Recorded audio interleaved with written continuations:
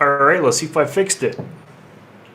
Hopefully we did. Yay, it's fixed. I like that. Hey, Jeep Girl, good to see ya. Caribbean House, good to see ya. Fox, yeah, was having tech issues. Had to figure it all out. So I'll wait till everybody jumps in here. Yep, I'm drowning. Courtney, good to see you. Guys, please hit the thumbs up on the way in, and we'll get this party started. Man, that sucked.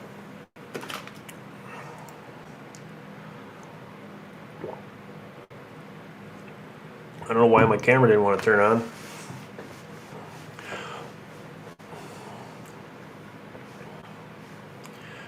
So guys, while we're waiting for everybody to fill the house, what I want to show is some thanks to our members. So if you guys have earbuds in, this is going to be kind of loud, so turn down your volume.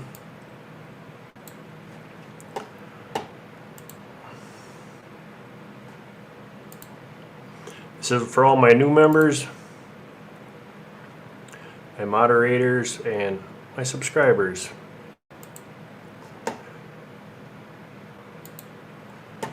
Just a little bit of appreciation. Here we go, guys.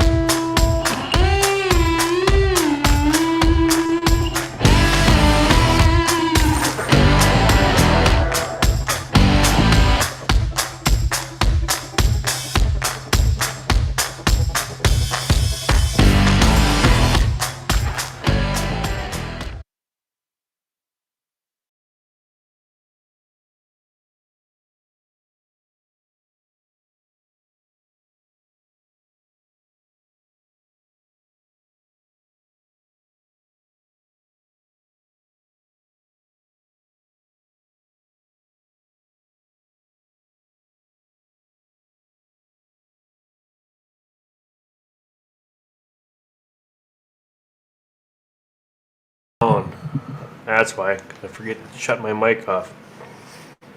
I'm just rusty. Hey Mal, good to see ya. Now, can you hear me? Give me a 1 in the chat if you can hear me. There you go, okay. Yeah, I figured that.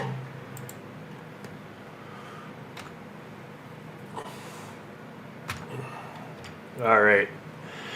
So I was asked last week on Friday, hey, the Outsiders, so I'm going to go through a little roll call. And then tonight for the live stream was plants and edibles that we can use to help lower our blood sugar levels. So I'm going to go through that here, but I want to say a big thanks. Jeep Girl's in the house. Fox is in the house. Caribbean house. Courtney's in the house with Wade Family Outdoors. Jeep Girl, our Going Green Mom. Joy's Blessed Life, good to see you. The Outsider, good to see you.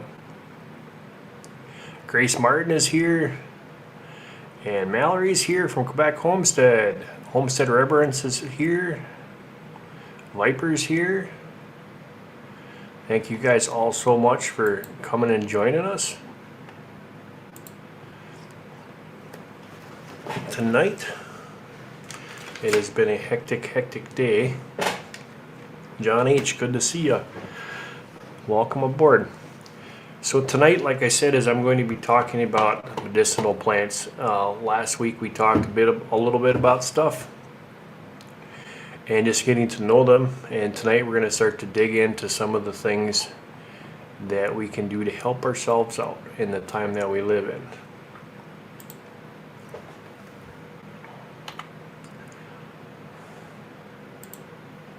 So, that being said, you guys know about the difference between regular diabetic and then there's type 1 and type 2, right?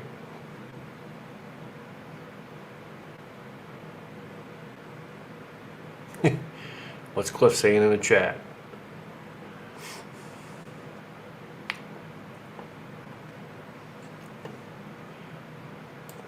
Cliff is all being goofy.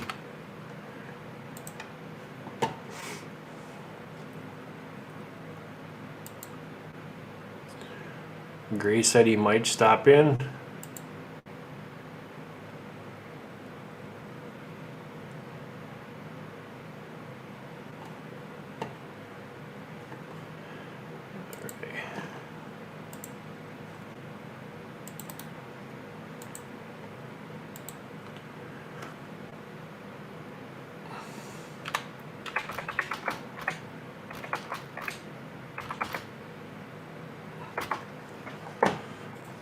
Right.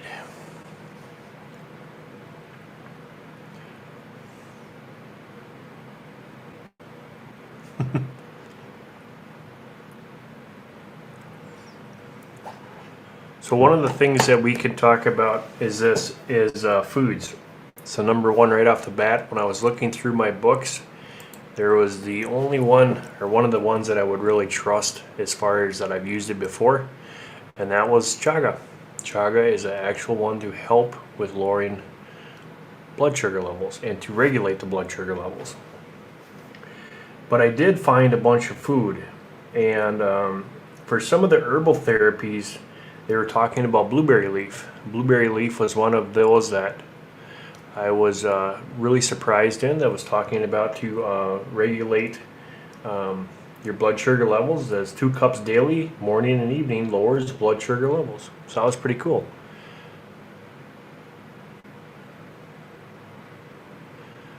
Okay, Mel, sounds good. And Jess is in the house.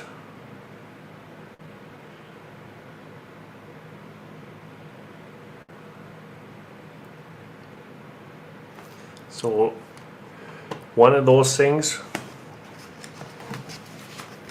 here I'll put the link in the link. Shawnee, good to see you.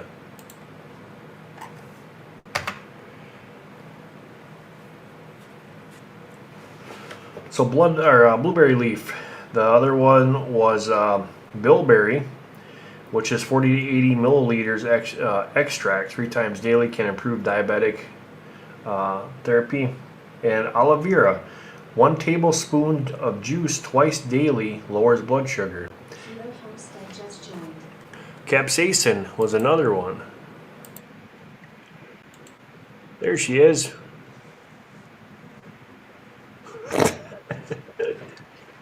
How's it going? Pretty good, long as I get my stupid camera to turn on. didn't want to light up.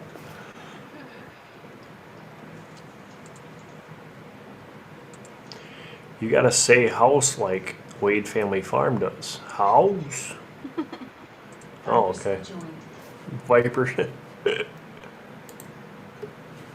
Viper. I'm here. Oh, there we go. That's much better. Wow, this is such a Hey, different Ginger interface. Ninja. Ah, there they Yeah, go. Pace Outdoors. Hey, how's it going? What do you mean it's weird? I don't know why my camera didn't light up. That was the only weird thing.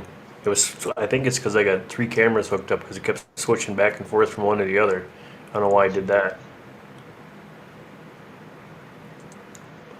Pretty strange. Yeah, buddy. So Jess, what do you think of that blueberry leaf I found was one of them to lower blood sugar levels? I think that's awesome. I didn't know that one.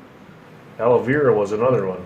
Oh, that's one of my, I love that The one. only ones I really know of is basil leaf and citrus, your lemon and limes. Yep. And there was actually back in the old remedy book here. And guys, I'll put the links to these books that I'm reading out of here and where I got my information from. Look at Jess. What What? happened? Am I freezing again? No. Don't choke on the chip. It's jalapeno kettle corn chip. Oh.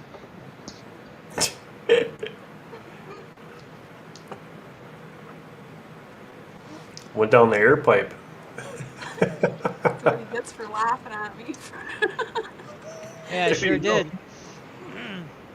Oh.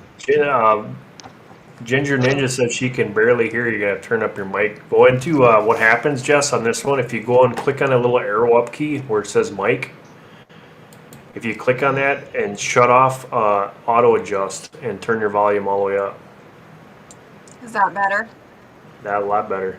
Oh, that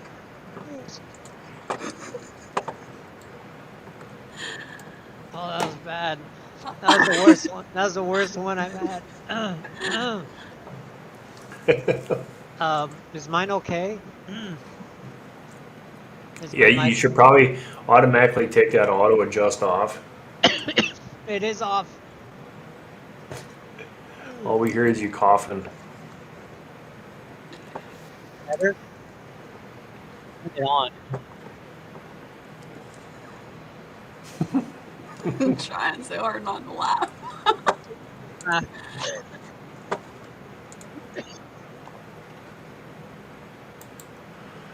I'm so Hey, sorry. Dennis, how's it going, buddy? Canoe Hound's in the house.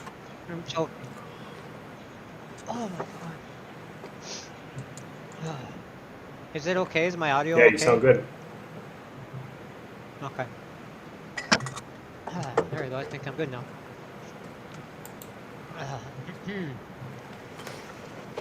What the heck? So one of the things in this old book that I got that I was really shocked at was they talked a lot about the old ways of salting. When the old people used to salt their meats and stuff, and the minerals that we were missing. And one of the other aspects of that I found out too is being a diabetic, the high blood sugar causes you. Hey, Gray, you want to hop up on here? Come on up. The link is in the chat up there on the top, bud. The link is in the link, as Courtney would say. So that was really strange that in the old days that they were talking about the sugars because it had the minerals that they were packing the meat with, and that was helping with helping keeping your blood pressure down. And in that case, they go hand in hand. High blood sugar levels and high blood pressure, they go hand in hand with each other. Yeah. All right, buddy. Yep, Courtney, cinnamon was the other one that I was looking up too. People used to walk around sucking on cinnamon sticks, and I did find out that there's two different types of cinnamon sticks. There's one that's from China, it's a lot more potent than the other one. So that was pretty cool. You can laugh at me just now.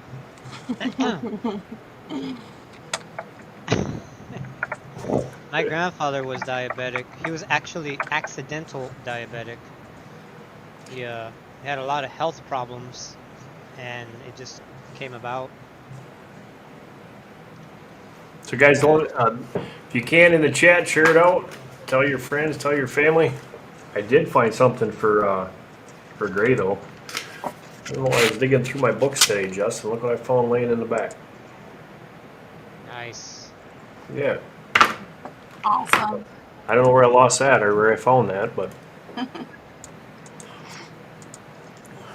yeah, it was kind of interesting. Korean cinnamon is probably the other kind. Okay.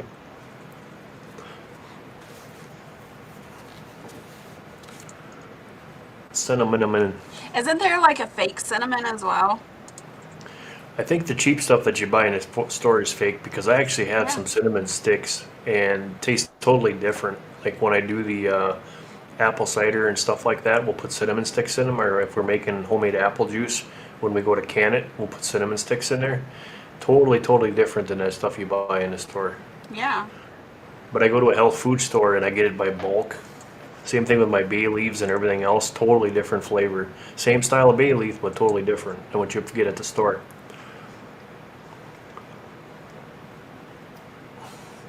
Which kind of blows me away on that because I thought they would be similar. Yeah. Korean cinnamon is actually hot. Interesting. Hey, Emily. Hey, Emily, how are you doing? Good to see you.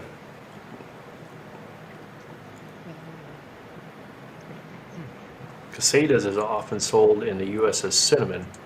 I'm sensitive to casada, but not actually cinnamon. Hey, outsider, how's it going, man? I can only eat so much cinnamon. I love cinnamon, but there's some that I can't. It can't be too strong. You know what I mean? Like, and if it is, I can only have a little bit. But other than that, I love cinnamon. I like it too. I like just sucking on a stick. Yeah. Cinnamon Toast Crunch is good. It's kind of defeating the purpose there because all the sugar in it is just It going to is. put you overboard. It is. Like right back to our diabetes discussion. Right. Can't Right? win there. Emily says I'm good, got my notebook out and ready to take notes. Nice. So, but though I was actually kind of shocked out of all the research I did, the number one big one was chaga. And if you think for the life of me, I could figure out that site that I showed you yesterday, Jess, for Yeah. getting chaga. You remember the name of that? It was whispering. Oh, I can't remember the last part of it. Whispering something. Wind. No. Hey, Ugly Purple, good to see you. Give me a second, I'll go get it for you. All right.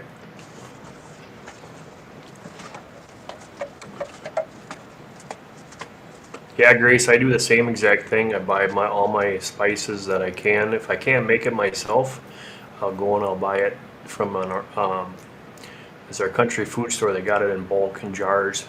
Which one? Our country store. So No, what do you buy? if I like Cinnamon? my cinnamon and my bay Oh, okay. leaves and some of that stuff, because if I can't make it here in the homestead and I gotta go buy it, I'm gonna go get it fresh. Like they have huge jars of peppercorns, and I'll get some of them and I'll bust them grinders open and I'll put them in there. It tastes so much better. Do you hand grind it? Yeah. Nice. The little stone? No, it's a hand grinder. Oh, okay. The same thing with my Himalayan salt. Hey Joe. That's good.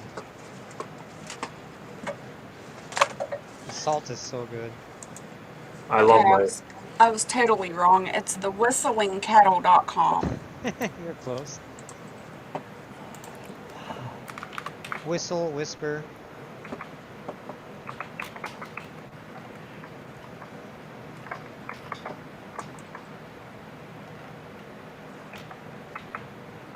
I look tired.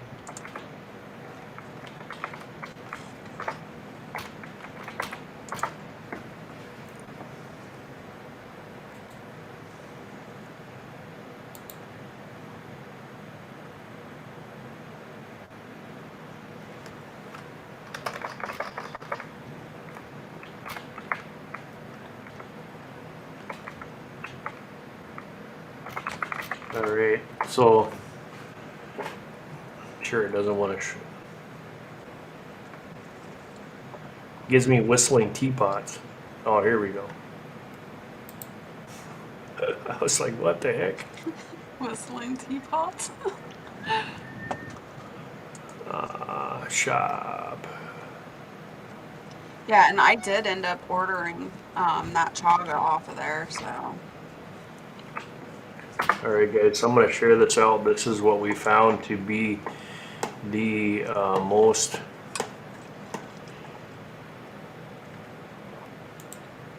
fresh and at the same time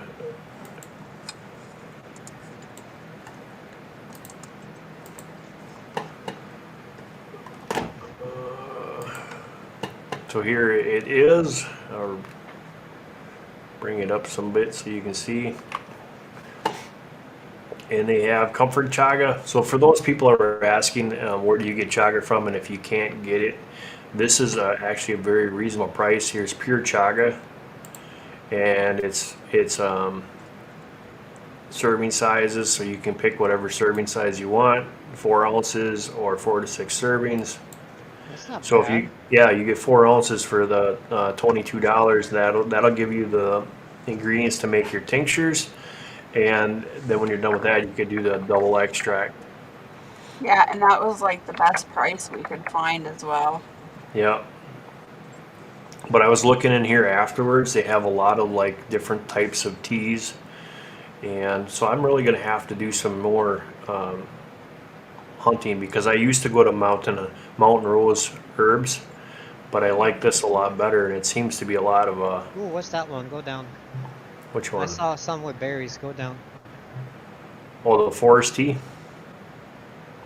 I think It's called Forest and Sea that one. Chaga Oh, Tea. that Yeah. looks so good. This is a healing herb. It includes both oceanic ingredients, sea buckthorn, and algae, and also the Woodland Wonders chaga mushroom. Besides many other family herbs, this blend is finished off with the sweetness of aloe vera, Aloe vera. I full of knew it. antioxidants and beneficial nutrients. I saw that green, the aloe. I saw it and I was like, that looks like dried aloe. You know what's crazy is that out here, if you go to the beach, there's aloe vera plants just growing wild like crazy all over the coast.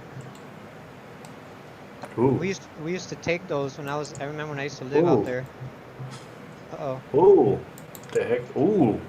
Here we go this way. We used to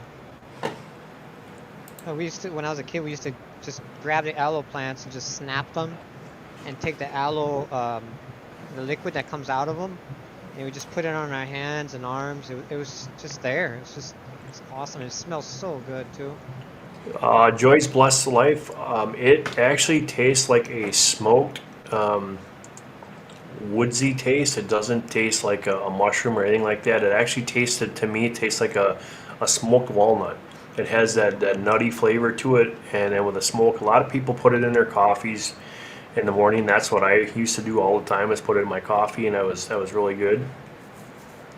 Cooking on the farm, good to see you. Far North Life. Yep, that's the best way to get it, is right from the trees, man. I hear you. That's what I usually do, but this is more or less for those that can't get it from the trees that are all down south. Kind of a vanilla flavor, he's saying. So it does. I love it. I think it's a really good taste. I put it in my coffee. Drink it as a tea. It's a great thing.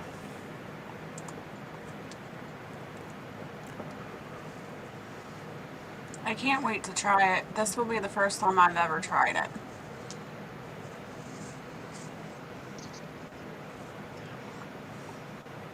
So cooking on the farm, if you go at the beginning of the thing, I made an intro for my new members.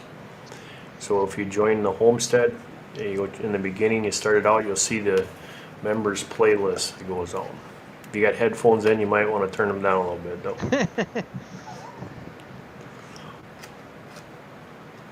Oh, I almost need City to kill Loner. one.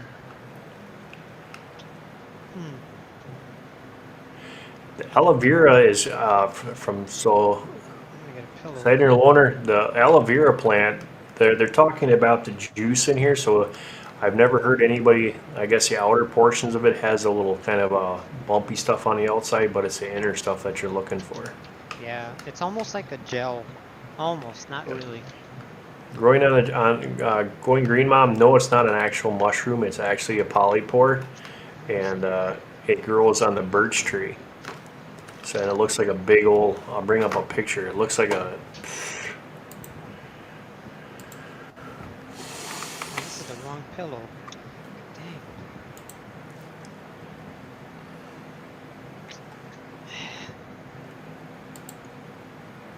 Where's the other one? So I'm gonna show this again. So here's a chaga mushroom. This is what it would look like on the tree. And these are the chunks that you break off. So that's all the different things that it looks like. You'll know it right away because it's got the yellow, bright yellow on the inside.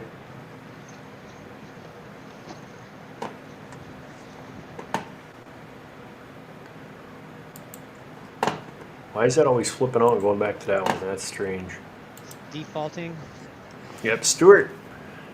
It's not a tumor, no. It's not a tumor.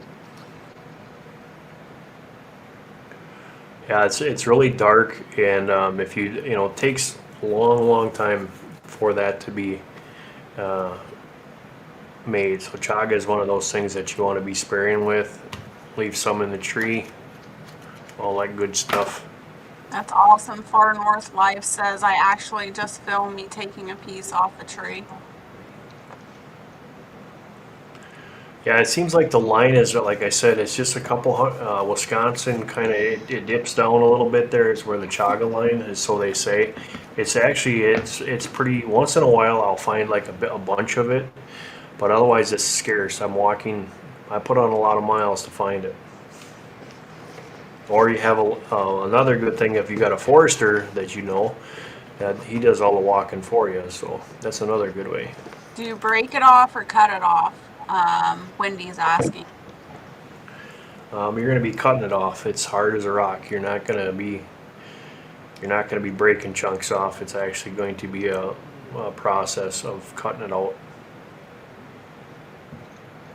How do you make the tea? First I do the tincture, so that's a 6 months process with 100 proof alcohol, and then I'll take the two substances and I'll squeeze it out and get the mass or the chaga out of one thing, and the liquid that's left, then I measure water and I dump that into my slow cooker, put it on low, and as much liquid as I have in the jar from the vodka and the chaga itself is how much water I put in the slow cooker, and then I measure it on a stick. When I stick that in there, and then I put it on low for 3 hours, let that cook down, and I'll add another water to that stick line again, and I'll do that again and do that again. Then I add the two together. That gives me my double extract.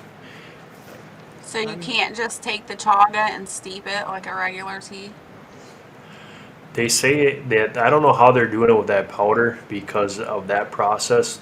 How I was taught, you can't get the full benefits out of it if you do it that way. So, but Far North seems to have good ideas up there.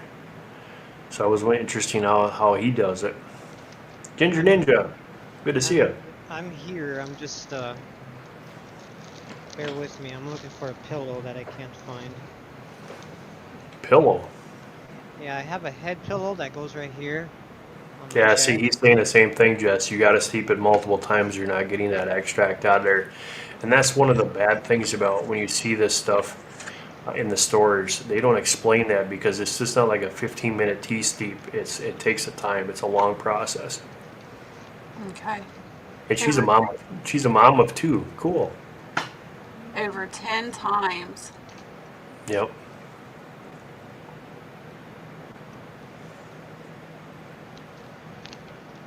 Do you have a video of doing that, Mark? I have a video of me grinding it, yeah. And the But big you don't trunk have that I a had. video of actually making the tincture all the way through? I might. Let me look.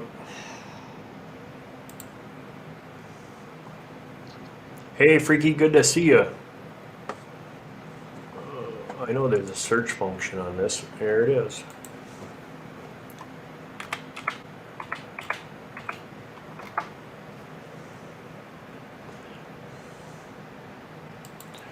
All right, guys, this is going to be very, very old.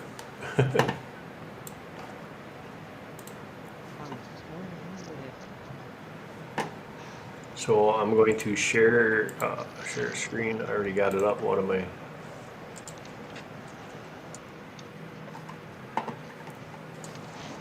What happens when you have a freaking closet as an apartment? Okay.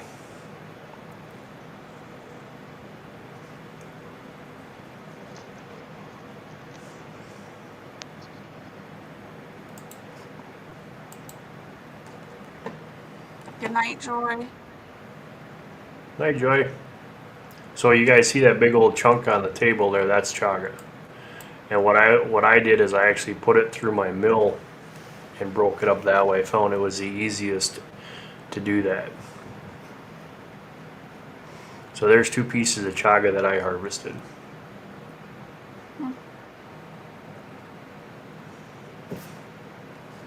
That's a good bit.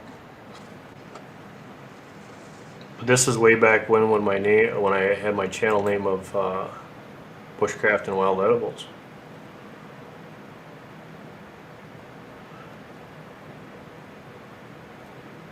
So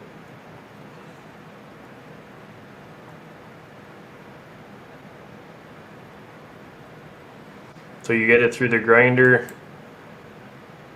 It was the easiest way that I found. What I do is I take a hammer, bust it up, and so I get it into the grinder, the mill.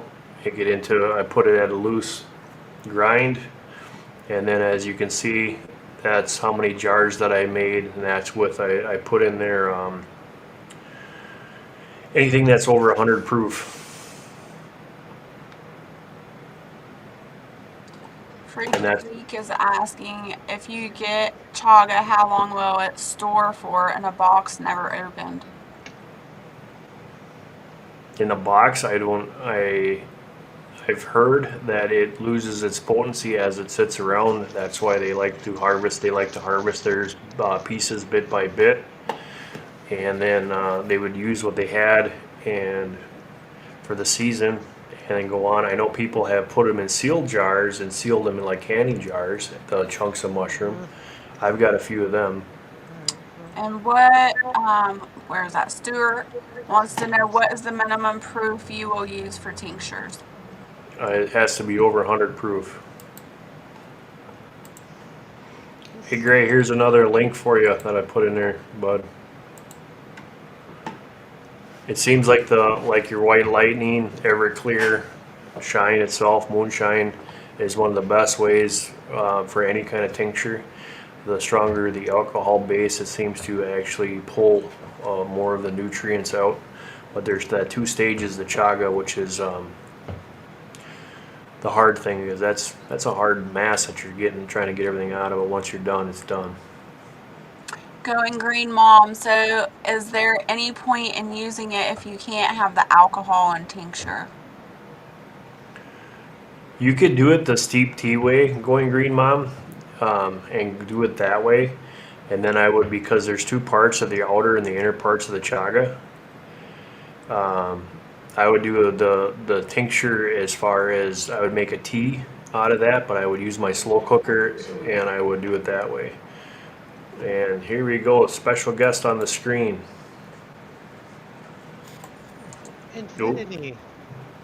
Let me quit sharing screen here and get him up here. Where'd he go? He came in. There he is. I was hiding. I mean, that's I don't know what happened, man. I was having the same problem you were having the other day. My camera would not turn on for nothing. I was ready, and then it was flashing between the 3. Well, one light would come on, the other one would come on. I'm like, what is going on? All right, this full screen's nice. I like this. Yeah. Yeah, you guys are all StreamYard guys. Well, I haven't told you yet, Mark, because StreamYard really wants me bad. They sent me a coffee mug. They want me to be part of some group and some stuff. I don't know what's They going did on with not. folks. Hey, Yeah, Harvey Black. you want me to get it, Viper? I'll go grab the mug, man. Serious? He's got the mug. He showed it to me. Yeah. Wow. See, I probably they don't like me because I said their product. I don't like their product.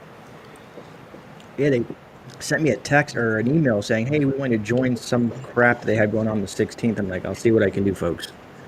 Right. Freaky Geek is asking, so after 4 years, I should probably toss it. Got it in the mail and never used it to chicken. Hey, Freaky, if it wasn't in a sealed package, yeah, I would think it. I mean, there's still going to be some in there, but the process that you're doing and the how long it takes, I wouldn't, you know, try it. I guess I found a pretty simple way to find it. So, hey, Far North Life says he's a new subscriber. That is awesome. Welcome aboard. Glad you came in. So I see you guys touched on aloe vera, cinnamon, and the chaga. Also, we touched in on, I found one that was kind of odd to me. It was blueberry leaf. So, blueberry leaf tea was another one that I found. And capsaicin. Capsaicin can be found in a lot of stuff. Capsaicin is what's in hot peppers, okay, guys? So, the stronger that hot pepper is, and what I know about capsaicin is when, like, if I use it, I'm going to go with a cayenne pepper. It's probably the most common one that's used because it's semi-hot, but it has a higher amount of capsaicin in there, which opens up your blood vessels. That's what capsaicin actually does. So, Have we discussed the forever almighty ginger? ginger's good on everything, but some people are actually can't eat ginger. I didn't know that. I found that out in some of my books also, that some people, even though it's good for you, will have allergic reaction to ginger. It's too strong. Wow. Another one that I thought was interesting was it's called if I say this right, gymnemia. It's an Indian herb, and it's translates to sugar destroyer. Cool. When you brought this up, I started doing some research today at work, and I was like, let's see what I can dig up here. But it I was actually pretty cool. found another one was water lily. I'm not water plantain. I'm sorry, it's not the water lily.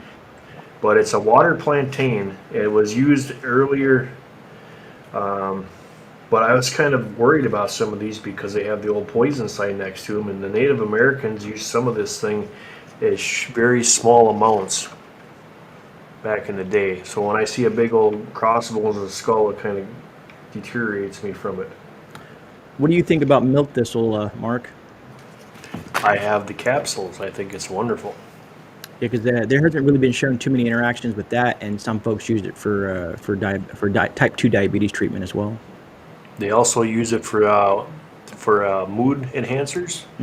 They also use it for, it's a great thing for those that are over the age of 40 and going through their changeover in the women's side of things. So it's also good for that also. Awesome. So guys, don't forget to hit that thumbs up if you could in the chat. That would be great. But yeah, I was actually kind of shocked that it wasn't as much as I thought there would be.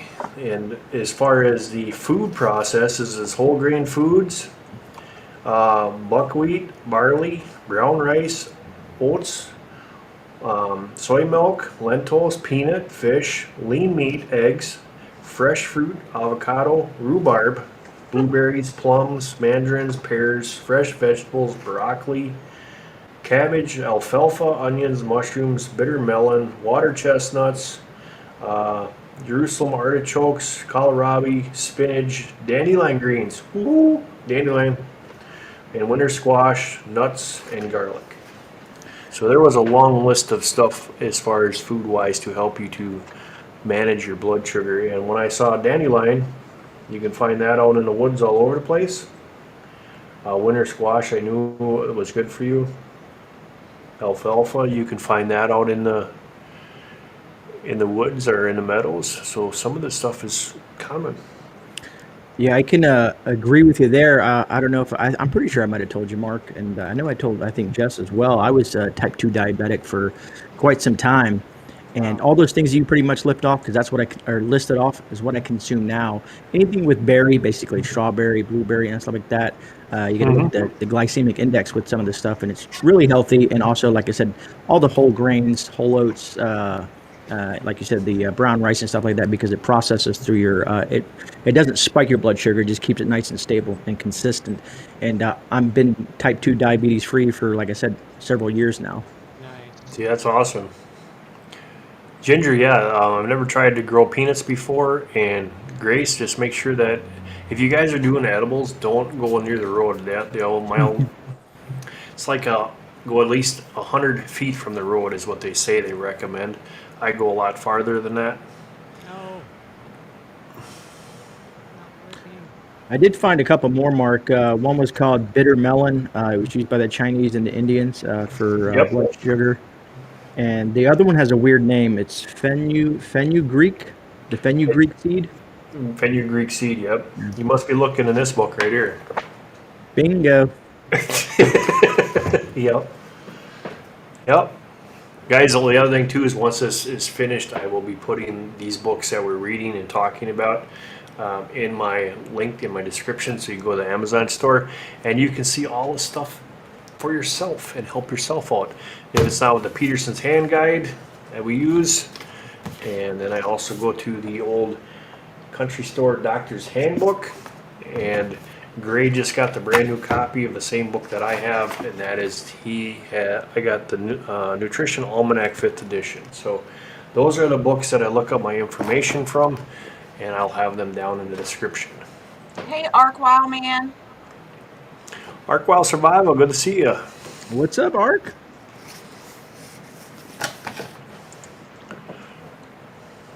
It was something. Oh, that's right. That's who it was. I got something in the mail today, so I was. And then, of course, I'm going to have Gray, since he's on here, for the blood sugar levels with your insulin.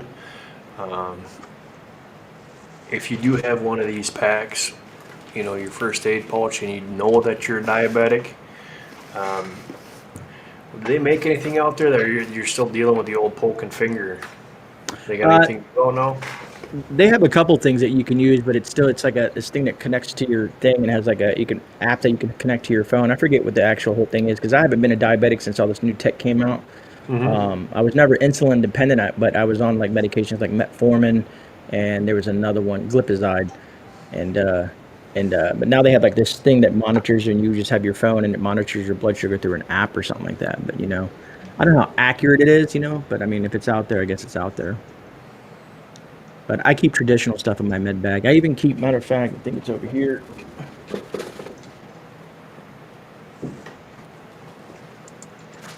While he's grabbing that, Going Green says that oats make her blood sugar spike, and that's the thing. With a lot of starches and carbs, it will spike your blood sugar. So you got to be careful with a lot of your carbs, your oats, and your rices and grains and things like that. But isn't there different types of oats? So there's like whole grain oats. There's there's different types of oats. There is, but it still metabolizes in your system as sugar. It breaks down as sugar. There it is. I used to use the steel cuts. Did you track your blood sugar while you before and after you ate the steel cut? Yes, so I would eat a very small amount, basically to curb that hunger and that want for sugar. You know what I mean? So I think it was like half a cup in the morning, and it would peak just right, almost to where where you hit that like diabetic level or that pre-diabetic level, and then it would slowly continue in a downward. It never went really too high with it, surprisingly. But that being said, it's like you have to kind of get it under control first before you start experimenting with some of this stuff, because like I said, like you said, there's a lot of things that metabolize into sugar. Like I said, there's a lot of fruits that'll do it, One thing I stayed away from is stuff like, I didn't know bananas are very high in sugar, mangoes, pineapples, stuff like that. Even though they're nutritious, but they will rock your glycemic index.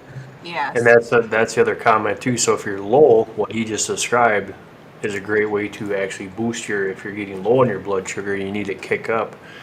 Those oranges, orange juice, stuff like that is a great way. I have some people at work that are diabetic, and when you're seeing them walking around and they look like they're in his daze and they don't know where they are, some people get mad and just cranky.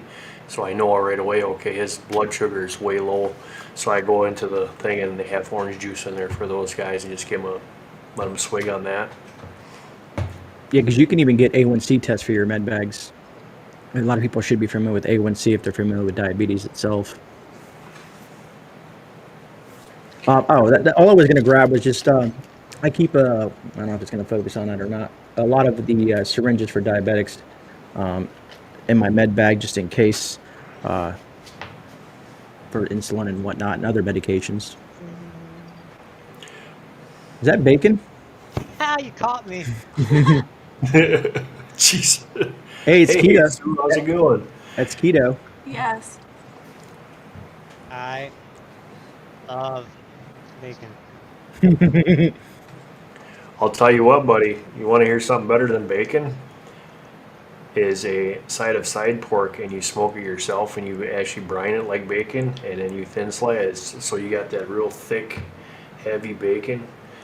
Back in the old days, I found out they would get a pork roast or a pork butt, and they couldn't afford bacon. So they would brine it, and they would throw it in the smoker, and then they thin slice it like that. So they cold smoke that thing. And let me tell you, you want to talk about delicious. Tastes just like bacon, but it's 5 times the size. I'd have to do that one day. So,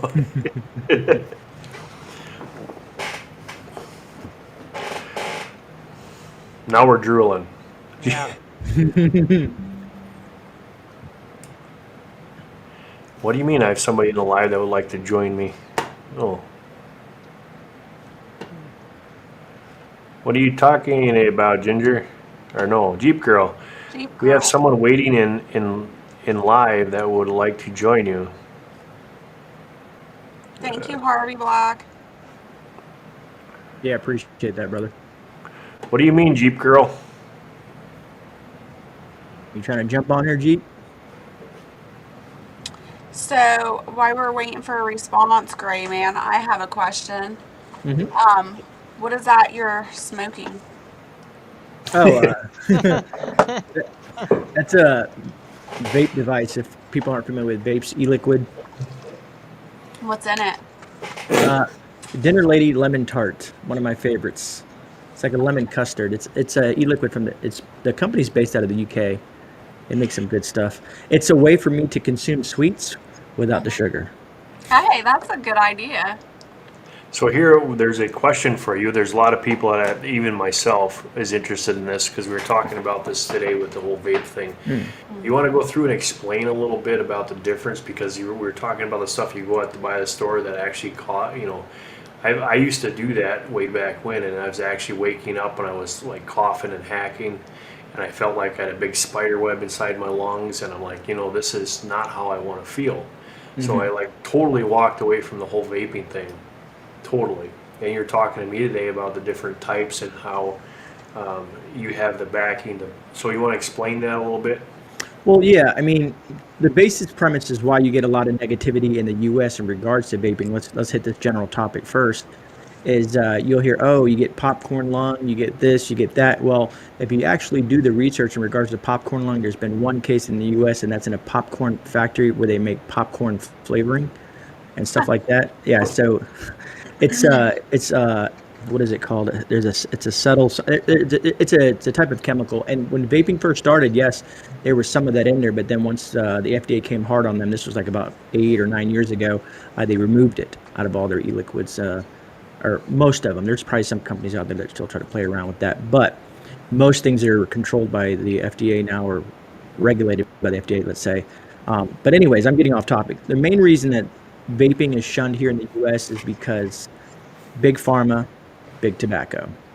So they want you to smoke at a young age. If you look at the way they did it back in the day, that the way they made it, smoking was cool. That was like the cool thing to do. If you didn't have a pack of smokes on you, or in your case, Mark, a can of dip with that, like that mark in the back of your back pocket, at school, you weren't cool.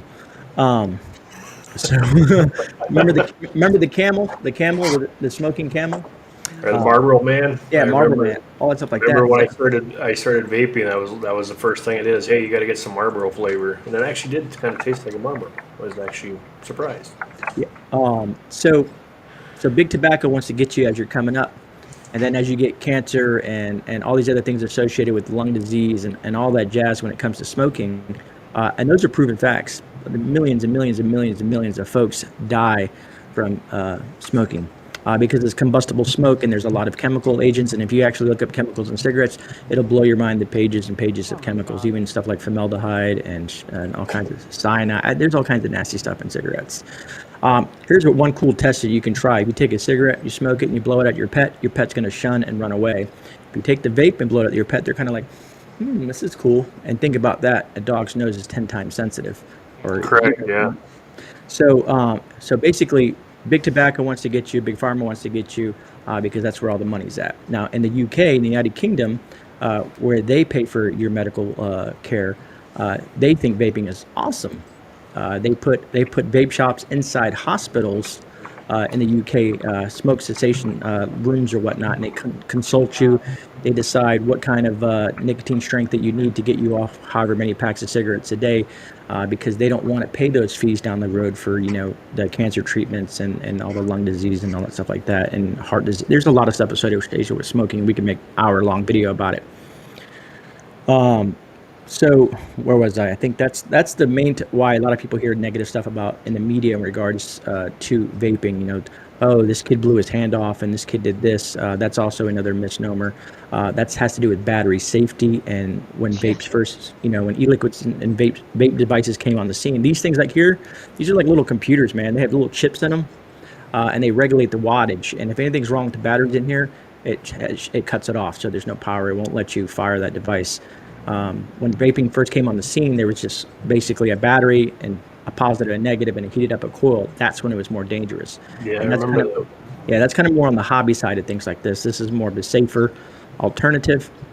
Um, but The when you other, look at some of this stuff, it's extremely a lot healthier than it is. Like I said, I've had folks that have had COPD come into there. Their doctor recommended them they can't to not smoke and to vape.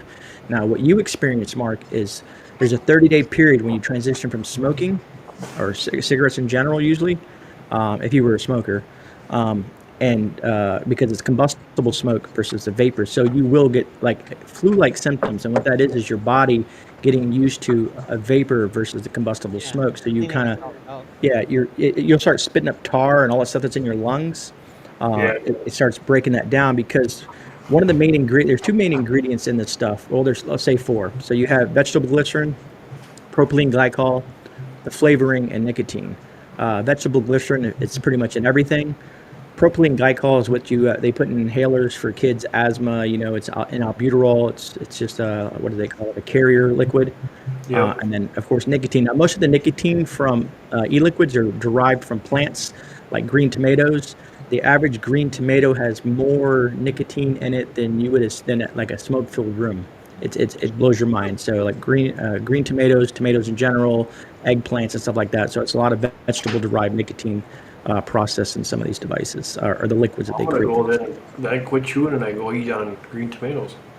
Yeah, it's funny. If people in chat right now, if you Google green tomato nicotine content, it will blow your mind the amount of nicotine content that's in a green tomato. My friend, he lives up north of California, and he used to do a lot of live streams, and he used to smoke a lot of cigarettes, like just constantly. And he started getting into vaping, and now that's all he does. Every time you talk to him, all you hear is like from the machine. And we talk. Yeah, it's rare we talk about cigarettes or whatnot, but when we do, he's like, dude, I can't believe I used to do that. I can't walk around and smell that. Like as soon as I smell that, I'm like choking. I'm like I can't breathe that anymore. Hey, And Yeah. Chris, I want to say hi to Chris. Good to see you. I seen who else was in here that I missed? The Wickershine Project is in here. Lady T Survival's in here. Good to see you. And then we have Patrick is saying propylene glycol is an antifreeze. yeah, Uh, So you're telling me that outsider, nothing, I'm not trying to offend anybody, but so you were telling me what's in albuterol, what they give kids for asthma is antifreeze. Like I said, Yeah, there's a there's lot of misinformation out there. There's different types of propylene glycol, PG as we call it. There's different variations of it. Just like when antifreeze, your dog used to lick antifreeze and die, now they don't. There's, like I said, there's a lot of misinformation out there. There's different components to propylene glycol and different types of propylene glycol. This is food grade. The reason why I'm asking him this question Yeah, is because corn starch. his real-time job, that's what he does, so he knows what he's talking about. Yeah, I've had to get people that come in here and ask me billions of questions. I've showed medical documents. I have doctors, a lot of people that will tell you that, there's a lot of, just like how in the media, when we're talking about politics or any other thing, there's a lot of disinformation about things that are possibly. Now, I'm not saying it's 100% safe. Nothing is ever 100% safe. Even the food you consume is not 100% safe. But it's safer alternative than smoking combustible nicotine.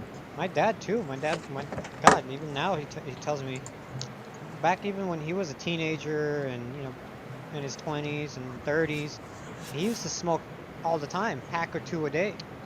And now he's just like I think he quit when I was born. And he's like, dude, I can never go back. Ever since then, I can't smell it. Even when somebody's smoking a cigarette and they're like 300 feet away, believe it or not, that smoke, you can smell it, like maybe not 300 feet away, but at least 100 feet away. It really carries far away, and you can smell that somebody's smoking far away. And my dad's like, I can't walk in that. Like he just It's doesn't kind of understand how he used to put that in his body for so long. it's so Yeah. funny because back in the day, the real old days, I remember like cowboy plug, your natural chews and stuff like that, like regular chewing tobacco. Yeah. Well, now since I had to do an article for college and I picked chewing, and when I started doing the research, and I found out, oh, there's fiberglass in there to cut your lip to allow the nicotine to get into your system, and I'm like, Jeez. now and I understood why Grandpa was always, chewing on a plug or something like that. So it has some nasty stuff inside of it. So it's worth getting rid of. That's for sure. Another thing my dad tells me sometimes, well, when the subject arises, he says, smoking tobacco today is a whole lot different than smoking tobacco back in the day when they would actually smoke tobacco leaves and make their own cigarettes, whatever you want to call. And they would crush up the leaves and make their own. That was more of a natural way of smoking, to where now with all these chemicals and everything, it's crazy. Yeah, most smokers who transition into vaping, their taste buds, their smells all improve, and then when they go back into their Yeah. home and they see, you ever been to a smoker's house and you like happen to move someone, you take the picture off the wall and you see that yellow ring, everything is out. Yeah, Yeah. that's in your lungs. Yeah. That coating is in And your what's lungs. worse? What's worse is that if you like literally just like you can on certain surfaces you can literally smear it off, the grease. It's Correct. crazy. Well, Gray Man, that's Ooh. kind of why I was asking you about the vapor, and I was Oh, yum interested yum. in it because I'm sure you've seen that my husband had a health scare recently. We're both smokers, and he chews, so we need to get off of what we're doing. We need to do some Yeah, lifestyle changes. I think honestly, like knowing my friend for 2 to 3 years of him smoking and him leaning off that and getting into vaping and now vaping all the time. It's funny because I wasn't around him. He lives 7 hours away from me, so I see him like once a year. I'm never around him. But we talk on the phone a lot, and through the time where he used to smoke cigarettes, I could hear, believe it or not, through the phone, if I think about it, the timeline, how it worked. Like I could hear him before he used to smoke and talk, like almost muffled, coughing. And then as he's transitioned into vaping, I heard him coughing a lot. He would cough like all the time on the phone calls, nonstop, and hack and spit. And now he just vapes. And He's I think lost your a lot of weight. I think your body naturally has to get rid of all that crap Yeah, because I remember when I was in the military too, and when I decided I'm not smoking anymore and I quit cold turkey, it was very simple. Not like it is with chewing, I'll tell you that. And it was like a clean out period of 2 weeks when you're coughing up black tar, and it's like, well, I don't even work in a welding factory, but that's the other reason why gray is. I really do think that there's other alternatives out there, and with the yeah, research that you had to do for your business, it really opens up that other portion of this because, it was a big taboo about vaping, and you see the commercials about everything going on, and yeah, it's a big thing that farmer and the tobacco industry don't want you to do because they're losing money every time you go and buy the juice. A lot of money. S. Woods made a good comment, and they're right. It's not the tobacco plant itself that's killing you. It's the tons Chemical. and tons of it's the chemicals in there. chemicals. And think about this: whenever you put flame to something, you put flame to that cigarette, and you're burning it. Whenever you add flame, you're changing the molecular structure of all these chemicals in there. And really, some people don't even have a clue what is happening to those molecules inside those chemicals. So who knows what it's happening inside your body when you consume that? When we That talk that about changing chemicals and stuff like that, if everybody probably has a microwave. When you put your food in the microwave, you're changing the molecular yeah. structure of that food, and you're radiating it. So you got to look at the what's worse, eating radiated food or you know Yeah. oh Jeff Bale. That's why my dad used to tell me, like I said a while ago, like, the difference between smoking cigarettes now and having back in the day, taking your own tobacco leaf, crushing it up, making your own cigarette and smoking that more naturally than today's chemicals. And that's why a lot of people back then used to smoke a lot, and they didn't have well, I'm sure they had health problems, but they didn't have as much health problems and as many common ones as we have nowadays. And they lived long and happy. It, Guys, who we're going to be talking, you're going to see a lot of gray on my channel because we're going to be hooking up together and we're going to be doing live streams on prepping, current affairs. We're going to be doing a lot about this wild edibles. We do have a series coming up, a podcast with wild edibles. So we're going to see it from my side of the medicinal side, and then we're going to go through Gray's information on the medical side, and we're going to combine the two. So keep on watching on both of our channels. Harvey, if you're still in here, can you put Gray's link up for me? Here's a Any question of the other mods? to the both of you, because this is something that I've always admired in life, and how people just know. And how do you know? That's my question to you guys. My question to you guys is, if you two were to be put in the wild, in the wilderness, just in the middle of nowhere, no food, would you guys know? You can answer this separately. Would you guys know what wild edibles is the way to put it, really, you could and could not eat just by walking through the jungle, walking through wherever you are, seeing plants and berries? Would you know what to do? who wants to go first? Well, I'll go first. First off, is geologically our stuff is different. Stuff that he has by him is going to be totally different. I mean, yes, you have some commons, but just because of he's way south, I'm way north, our edibles are going to be different. Where are you, If Gray? I brought Gray up here, yes, we can easily walk through the woods and I can be pointing stuff out left and right because I'm used to this area. I know some of the southern things. I'm not real familiar with what's all in Florida, but that's the thing is it's based on your area, and that's why we talk about edibles. And what's really good about the Peterson's Handbook, especially for the wild edibles, there's a map in here that shows you like this one here is Oh, the yeah. eastern and central North America. So if you take it and you take everything from the Wisconsin down to Texas and all the way over to Maine, or not Maine, yeah, Maine and New York, that's your area. But for that question is that yes, we could, but I'm not familiar with the Florida edibles as much as I am with my edibles. Like if he would come up here, he would have the same issues. He's not going to see the same plants that he would see back home. Now, how did you learn? Did you learn this by educating yourself, or do you naturally know this, or like? I learned I had, when I was a kid growing up, I had a friend of mine that his grandfather was a medicine man for the native tribe in our area. And we hung out all the time together. While he was teaching his grandson about how to use the woods and how to live in the woods and sustain himself, I was hanging around. He says, well, finally one day he said, you know what, you're always here. Might as well teach you too. That's what got me started in it. And then of course my military training, you know, they teach you some things so that it's more from you're at point A, you need to get to point B. In that process, if you use whatever means necessary to get your butt there, that was the other side of it. And then of course, when my mom got diagnosed with stage 3 lung cancer, is when I really started to dig into the medicinal side of things and saying, okay, there's got to be a better way, because I'm not going to lose. I lost half. I already lost 4 of my family members from smoking, and they got lung cancer and died. Wow.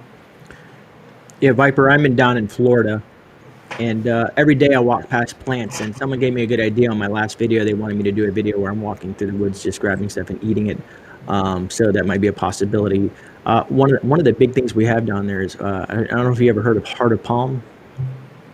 Sounds familiar. But we have the pulp meadows here, salt palmettos and stuff like that. There's a lot of things that you can actually eat in Florida. A lot of things that grow wild, surprisingly, that you can consume. But like Mark, you know, for me, going back even in my childhood, my grandfather, they call him. I'm from Cuban. I'm a Cuban descent, Cuban American or whatnot. But I was born here in the state of Florida. I'm a Florida native. But they came from Cuba, and he was, let's say, per se, a witch doctor. They called him. But he used a lot of medicinal stuff because I had really, really, really bad asthma growing up. My first year of life I spent in a bubble. I was allergic to everything, and I would almost be dying every time I turn around. And they treated me with medicinal plants, my grandparents, and instead of using traditional medicines that the doctor prescribed. And right around 12 or 13, I haven't had attacks since then, any asthma attacks since then. Wow. So there's, like I said, it's those primitive folks that used that medicine back in the day. They had something up here, that the knowledge base. And then what I'm doing is like how Mark is I'm doing deep research right now into medicinal and edible plants. A lot of reading material that I'm going through and trying to learn how to identify plants and how to, you know, like Mark tells you, if you find a plant, you know, you want to put it on your wrist and see if there's a reaction. Then you kind of put it on your lips to see if there is a reaction, because that's kind of a way to tell if you're going to be allergic to something. Just kind of like ways to test things. See, I've thought of that, what you just said, and I'm like, okay, what if I'm walking and I see a berry? That looks good. Let me test this here. I might be fine, but what scares me is, what if I am, and something happens? Like, what if I do have an allergic You're gonna reaction? see one of the things with that, Viper, is this right here is very sensitive. So when you put a plant here and you would get a rash within 15 minutes, you would have some kind of reaction to it if your body wasn't going to allow it. But then when you put it around your lips are another very sensitive part. And I've already I got a video out there, you guys can watch this, with wood nettle, and I show how to fold a wood nettle so that you can eat it. Now it's also called stinging nettle. So if you ever walk in the woods in the northern hemisphere here, you walk through there and you see these plants that are about knee high and they touch you, and immediately it felt like you're poked, you're itchy. The more you scratch, the more it spreads. Well, if you really want to freak somebody out, eat that. Well, there's a specific way to fold it. Well, one time I did it wrong and it touched my tongue, and then instantly what happens too is our acids in our stomach neutralizes that plant, so it becomes inedible, and it tastes like a light spinach. But I had it folded the wrong way, and I hit my tongue, and it just touched my lip and my whole mouth up in the front. I'm like, ooh, I got that wrong. I knew it instantly. So that's the kind of thing, is these parts are very, very sensitive. Interesting. Now, Stinging so nettles cool, man. nationwide. Does everybody have stinging nettles? I don't think so. I think it's more of a northern. I have not been anywhere where I've seen them where they're. Now there's a difference. You got wood nettle, you got stinging nettle, and then you got poison oak, you got poison sumac. Those things you don't want to be anywhere near them. Mm-hmm. But and the other thing is as stinging nettle grows, it gets the same substance as fiberglass. And so if you start to eat that as it gets a bigger leaf that you're eating, you're looking for the little leaf, the little plant. My always thin was shin high is where I stopped. Yeah, I was And just curious because we have stinging nettles here too, and yeah, like obviously if I brush up against them, I'll get the nettles, But it's weird because for me, I'm not allergic to poison ivy. I'm not allergic to poison oak. But if I even come close to poison sumac, if somebody's burning it, I'll break out in hives from head to toe. And I always thought that was really strange.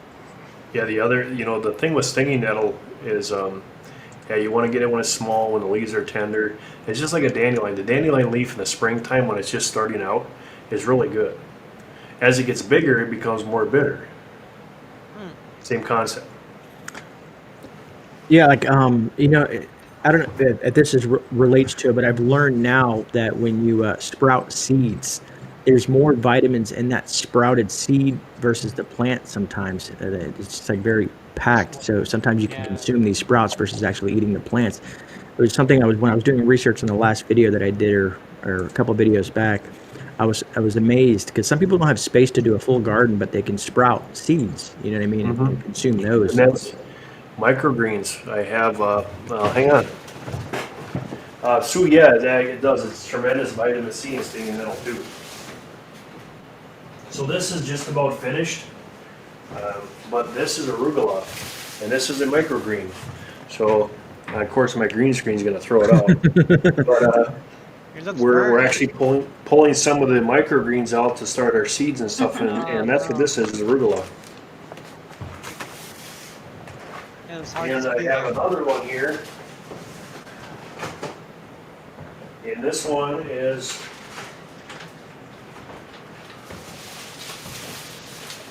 leeks. So it looks like a grass, but I guess a green Alright, screwed that one up we too. can't see it.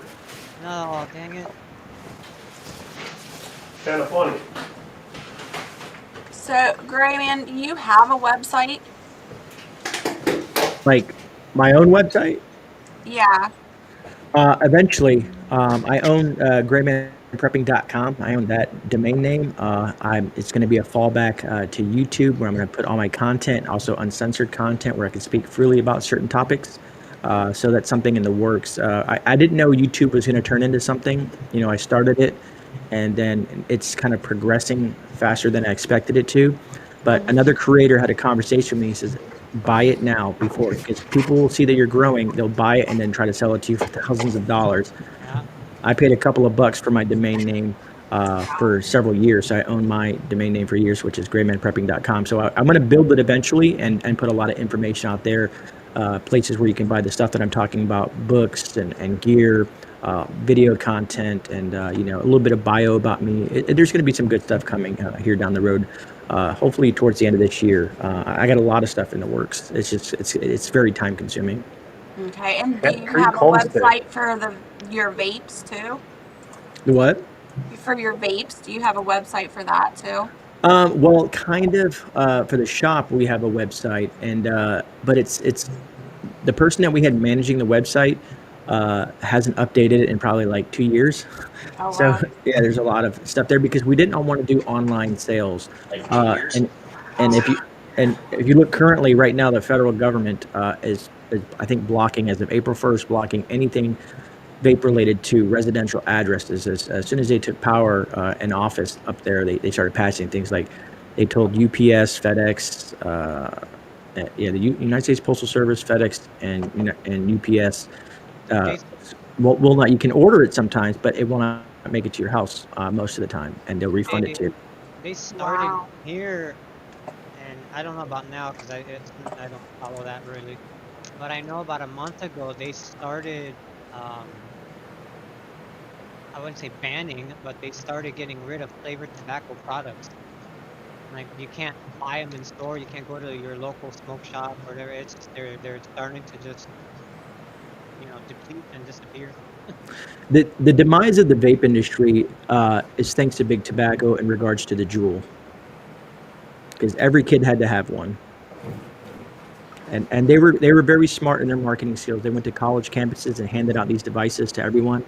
They were heavily laden with tons and tons of nicotine, way more than anybody would consume on a regular basis, and got all these college kids addicted to it. They would sleep with them and wake up next. It was a nightmare, and they destroyed. Matter of fact, the previous president, he had a round table in regards to with the vape industry and trying to save it and protect it. Like here in Florida, our governor, when the federal government said you got to be 21 and up to vape, our governor vetoed that bill here in the state of Florida, so it's actually still 18 and up. He feels that if you can go out and join the military, you can choose the right to you can choose the right to vape if you choose to.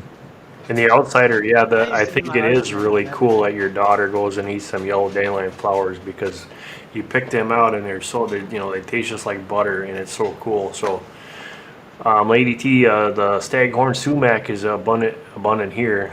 Makes a nice drink, and there's a sumac tea is what I used to make. It's sumac Kool-Aid, and you take the red berries off the sumac tree, and it makes a great lemonade because they're a little bit like a lemon. What do you call it? Kind of like sour. Citric. Mhm. Oh, So it is. It makes a delicious drink, and the kids love it. See, And then when and the kids go what, in, do you know what the difference is between that sumac and poison sumac? poison sumac isn't going to get it. These are going to have big red long. I can actually show them to you. There's no comparison. The staghorn sumac, or what we call is just sumac tree, is different than your Right. poisonous Yeah, sumac. I just wanted to touch on that. I make the sumac tea too, so, but I just wanted to touch on that because I know a lot of people don't know there's a difference. You can actually buy these as a or well, not oriental, but you know what I mean, like a tree for your house, for like decorating your stuff. oh, what is it called? Bonsai. So here's the sumac Could that be we're wrong. talking about, and you can see the berries on them. So totally different than the poison sumac, or sumac, or however you guys say it down there. Sumac. Gotta say it But yeah, with here's a really good picture of the. Oh, I'm not even sharing it. Duh. Thanks for telling me. Oh, that looks delicious, actually. So here it is. Here's the actual berry, Oh no the way. flower, and here would be a tree of it. Wait, Here's a the tree. red. Oh, hang on. Okay, so that and the first picture, they're the same. It's Yeah, it's the flower, and the flower is the berries. The yeah. middle picture, are those leaves or are that all berries? Can you? No, that's just the leaves. That's what it does in the fall time. Oh, I see. Wow. You see the berry clumps on there. You got to be careful, because as much as we like them, so does the insects. So you really gotta, like we do, is we'll soak them for a little bit to try to get the insects out of them. You gotta catch them just at the right time, otherwise you're gonna get some creepy crawlies in there that you're not gonna want. Yeah, and when I was researching them to harvest them and make the tea as well, they say that you need to harvest it after a warm rain. Yeah, Here's another plant. What do you guys think about ginseng? ginseng is very good for you. Yeah, Ginseng is I know they use it for a lot of medical. it's in a lot of medicines. It's an aphrodisiac. Uh, It's not cheap either. no, it's not cheap, especially if you actually look at ginseng. There's ginseng out there that costs over $30,000 because how old it is. Wow. I don't know. Hat Creek Homestead, that's kind of why I brought it up about the poison sumac and the other, what is it called? The other sumac. Um, Longhorn. yeah. So I am really allergic to poison sumac, but I can consume the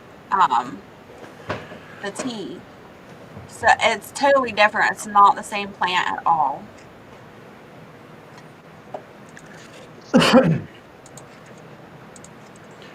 Yeah, the for you Viper ginseng, we have we can actually hunt ginseng here. You get a license. I think it was last year, they had 1,500 licenses, and I think they only had a total of 50 people picking it.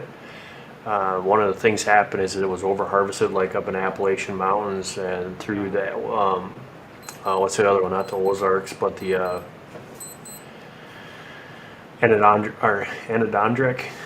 Oh my goodness. Kentucky, all in that area is a lot of places. And what people would do is they find the ginseng because it comes up and it's got like a layers of shoots, and then they have another canopy, and then there's a little berry on the top. Yeah. And people were going by and they would cut the top off, No, you and they don't would wanna do mark it that. with their GPS, and then they would go back to that spot and dig it up. And because it was worth a lot of money. So if you get up in them hills and you're in that area in Kentucky and you start digging up somebody's ginseng, they're gonna come out shooting. Oh, you'll get shot. Yeah, I was reading this right now. It's about 250 to $880 per pound, with an average annual price of $483 a pound. Yeah, there's a It's lot not of cheap. there's a lot of wars over ginseng. Yeah, Wild ginseng is and I know it's phenomenal. exported a lot. You planted 40 acres in the woods? Cool. We Jesus. used to grow the commercially here. I guess our environment is perfect for growing ginseng. Hmm. And so they had commercial in areas like fields of 100 acres of ginseng. The one So, thing I and think that's, I'm sorry, they go still ahead. have a bunch of them like to the east of us. The one thing I think that sucks about ginseng, as far as making money, is that Chris, who are you talking to? how long it I just takes, read that. I'm gonna hopefully email you tomorrow. how He, long it he's takes to grow from season to season. It doesn't just, Oh, that's you, it Gray. won't grow Okay. like a foot long in a year. I mean, it might, but Newman Outdoors, thanks for joining us. the longer you let it grow, the more expensive it is. So it's kind of like one of those like, which one do you choose? You know what I mean? You want to get rid of it You now, or you want can, to, well, first off, you can't harvest anything that's under 10 years old. Wild ginseng. It yeah. has to be older than that. So that's why I'm saying what happens in Kentucky is people will find these plants that are big enough. What they'll do is they'll cut the tops off, mark it on their GPS, and go back later and get it. And that's why, like Jess was saying, they have little wars going on Yeah, because of yeah. it. That's insane. Yes, Sue, we have wild lettuce up here too. That's one that I've been doing a lot of research on because it's a opioid. It's part of the what do you call that family? But it's a harsh. And if you make it wrong, you get yourself in trouble. So The other, I know, I swear I thought I read somewhere that in Tennessee they have ginseng as Viper, well. they can't hear you, so turn your volume up. Really? Barely hear you. I'm looking at Chris's channel. I didn't know he had a channel, so I'm kind of checking out Chris's channel while we're sitting here chatting. Oh yeah, Chris is awesome. How's that? You get a new subscriber, Chris. How's that? I don't That's know. better. Yeah, I turned it all the way up to 200. If I'm loud in my, if I'm like eating the microphone, tell me, because I'm not. I don't know what's going on with your mic tonight, Viper. It's we can hear you now, but it's not like Oh, super wait a loud. minute. No, it's here. Audio output is, yeah, it's my headset. So the other things, two guys, is what I'm gonna talk about is What about because now? we're going through this today. What about now? Is that better? Better than Yeah. it was for sure. Newman Outdoors, good to see you. Hello. If you guys, I'm supposed to go this Monday. I didn't go live, but I go live on Mondays and Fridays. And the guy down there in that corner down over there. Here, this guy. Wait, no, hang on. Yeah, that guy. Right there. He does it on, what is it, Wednesdays and Thursdays? I do interviews on Tuesdays, and Thursday I do Tuesday. my late night. Yeah. buddy. In the late night, that's fun. You want to check that out. We have a blast on there, and it has a lot of really good information on there. And Mark, you need to, I'm gonna have to start telling my subscribers as well. Remember we were talking about that whole YouTube analytic thing today, man. And just as we're talking, I just dropped another sub, and it's been fluctuating between 25 and 30 subs all day. It's just been fluctuating up, down, up, down. You know, Any- YouTube has been doing that. Like, It's just- weird. yeah. Well, here's the thing I'll tell you guys. Good night, Lady T. Night, Lady T. Oh, Thanks for coming in and good to see you again. It's been a long time. So, YouTube has this wonderful thing. It's called AI, artificial intelligence. And the fact that they use that is the reason why your numbers are doing this. yeah. Okay. Manual the- review. The theory behind this is that the new lineup for YouTube is that you watch a video. So if you are a creator, put a 5-minute video or less about telling who you are so somebody can watch that video. Do that. Number 2 is leave a comment that talks about that video that you just watched. Because that shows the AI that you're actually a human being, because there's something called spam out there. There's people that actually can buy subs. And then they go overseas and they just spam the crap out of your channel with all these people. Why YouTube got the system in there now.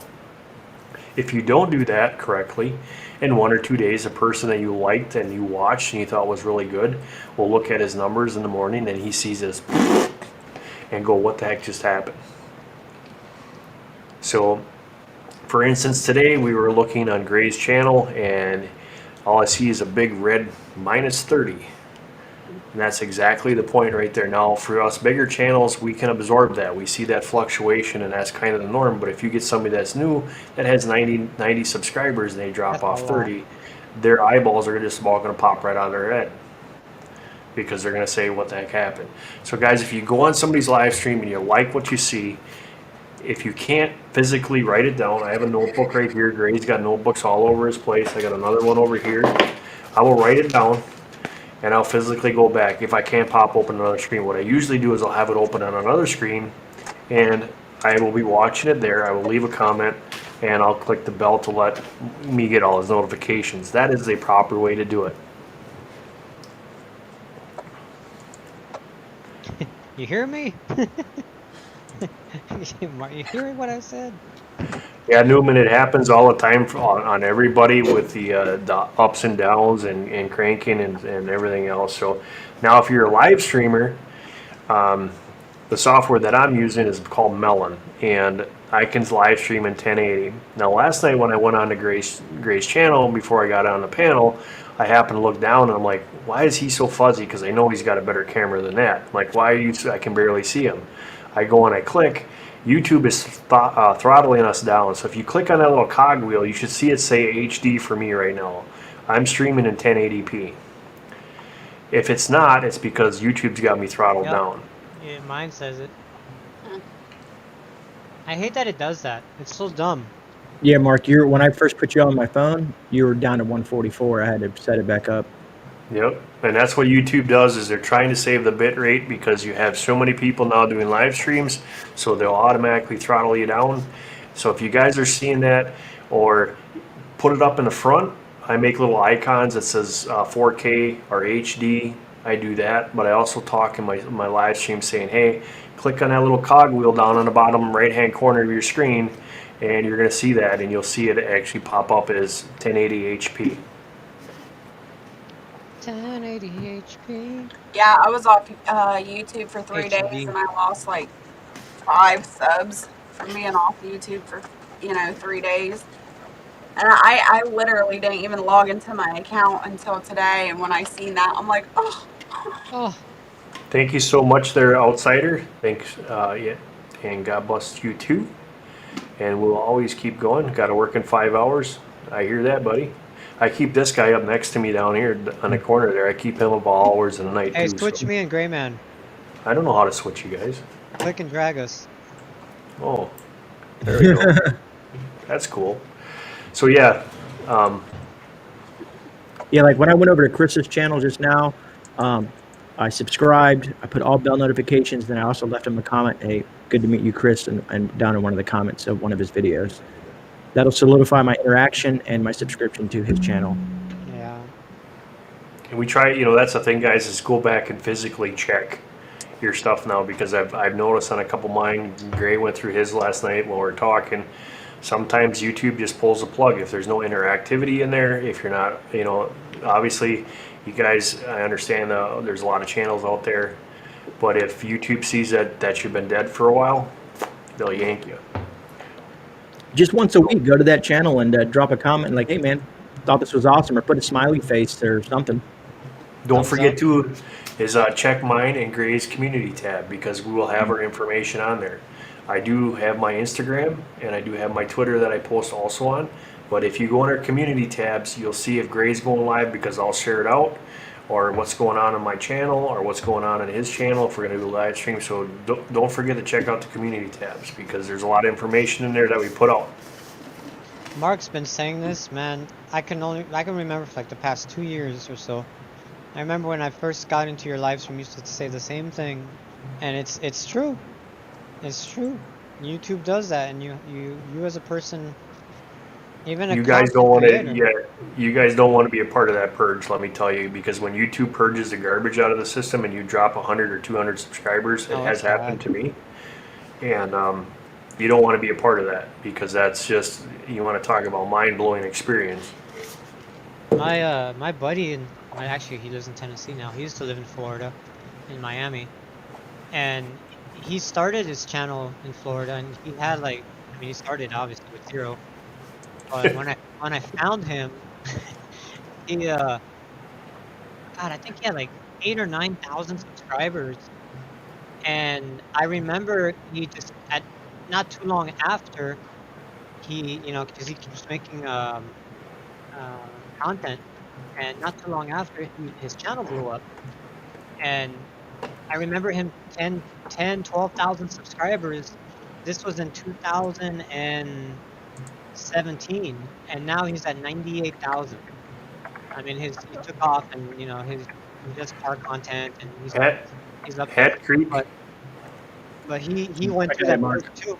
He went through that Okay. same purge. There was a point where he was losing 200-300 subscribers, and he was like messaging me like, "Dude, what the heck is going on?" Like, I'm like, "I don't know, man." Like, and then maybe 50 will come back, and then he'll gain another 100, and then he'll lose 50, and It's like I bounce around a lot. I get because I guess the way the growth rate is on the channel. I'm Like I said, terrible. I'll fluctuate between 30 and 50 all of a sudden, and one day I'll get 50 or 60 subs, and then it'll drop down to 25 because YouTube trying to figure out if it's a bot or whatnot. And then usually after the whole week passes, it'll slowly bring up my sub count. It starts trickling back in. Yeah, Yeah, and Ginger Ninja was saying there in the chat that she noticed that her watch hours keep getting taken away. yeah. I only needed 400 more watch hours, and now I'm back up to 500. So now YouTube's telling me I have 500 more watch hours to get.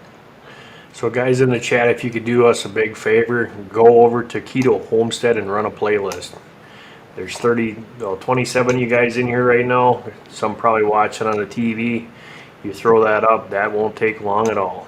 Yeah, I did And that the she's other got some day. really good playlists. I ran the playlist, and I had like I just let it run all day. I went out and did stuff, but I let it run. I muted the TV so it wasn't just playing for no reason.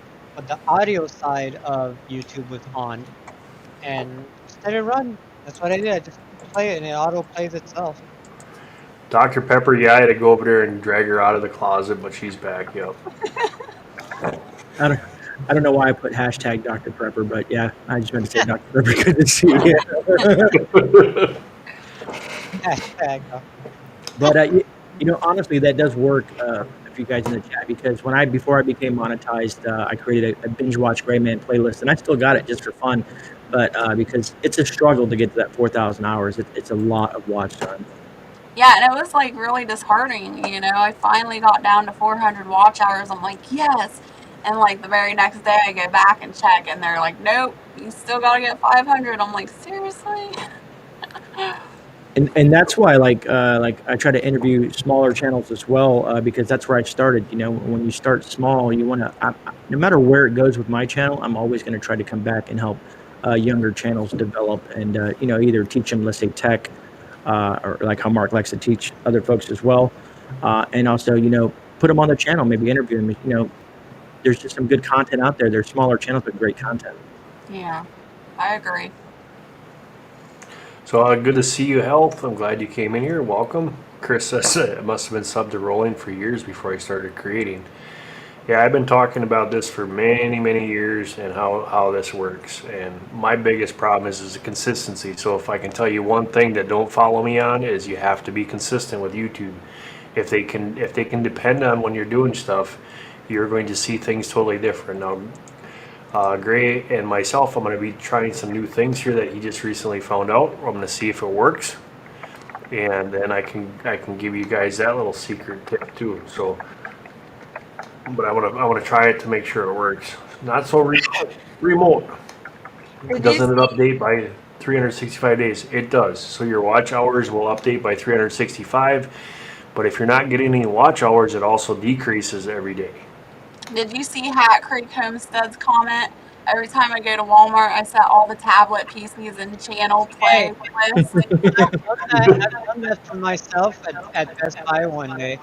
I went to Best Buy and I was like, I want to promote my channel, and I literally put my channel on all the computers. I literally just went youtube.com/youtube.com/. All the computers had my banner across the thing. The only bad thing about doing that is if it recognizes the IP address, and then it only counts as one. Hey, Jeep. You know, Mark, I was going to ask you this question. Someone brought this to my attention today. So let's say you're at a college, right? You share your channel, and all of a sudden there's 20 or 30 college students watching that channel on the college's Wi-Fi. Do you get views for each one of those people watching that? Just one is what I was told. That is insane. So you can't use public Wi-Fi.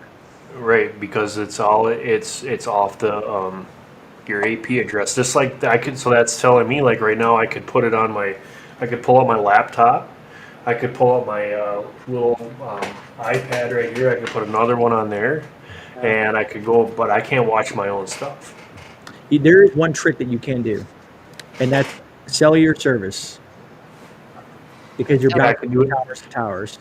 Yeah, I can do it off a cellular service. Or the other trick that you can do is if you have someone in the house and they sign into their account on YouTube, that's the other trick. If you're not signed into your account, you could watch that playlist all day long. It's not going to count. Oh, wait, hold on. You got to rewind that. Say that again. You have to be signed into your account on YouTube Or in order for them to count. Now, before you said something about someone else coming over to your house and they have to sign. What was that? What's that? You said something about like if another person came in your house and they signed in to their account or something like that.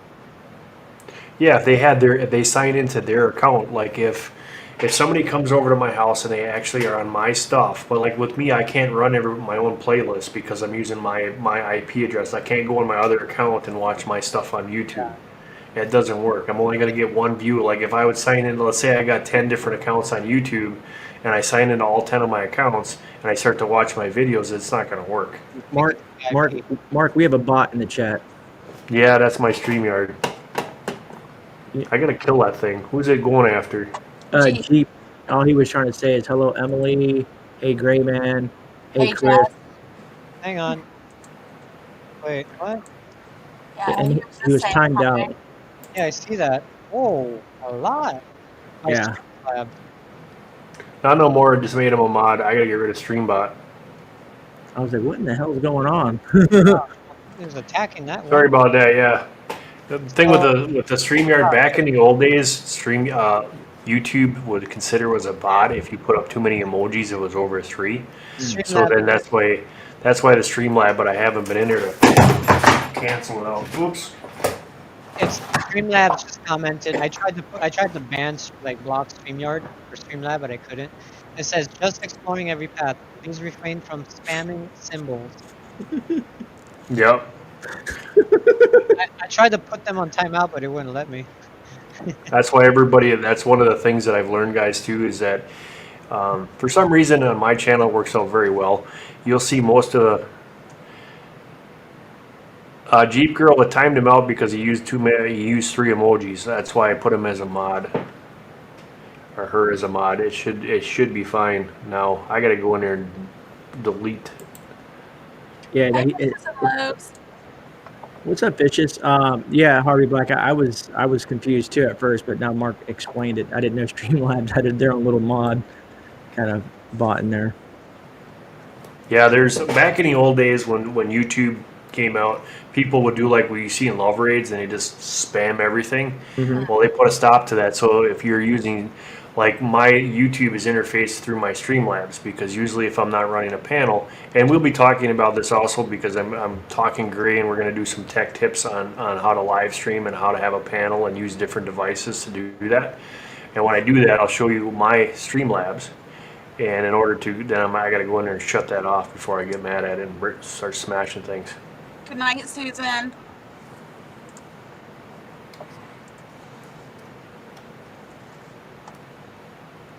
Look, they left mine. Right, Sue.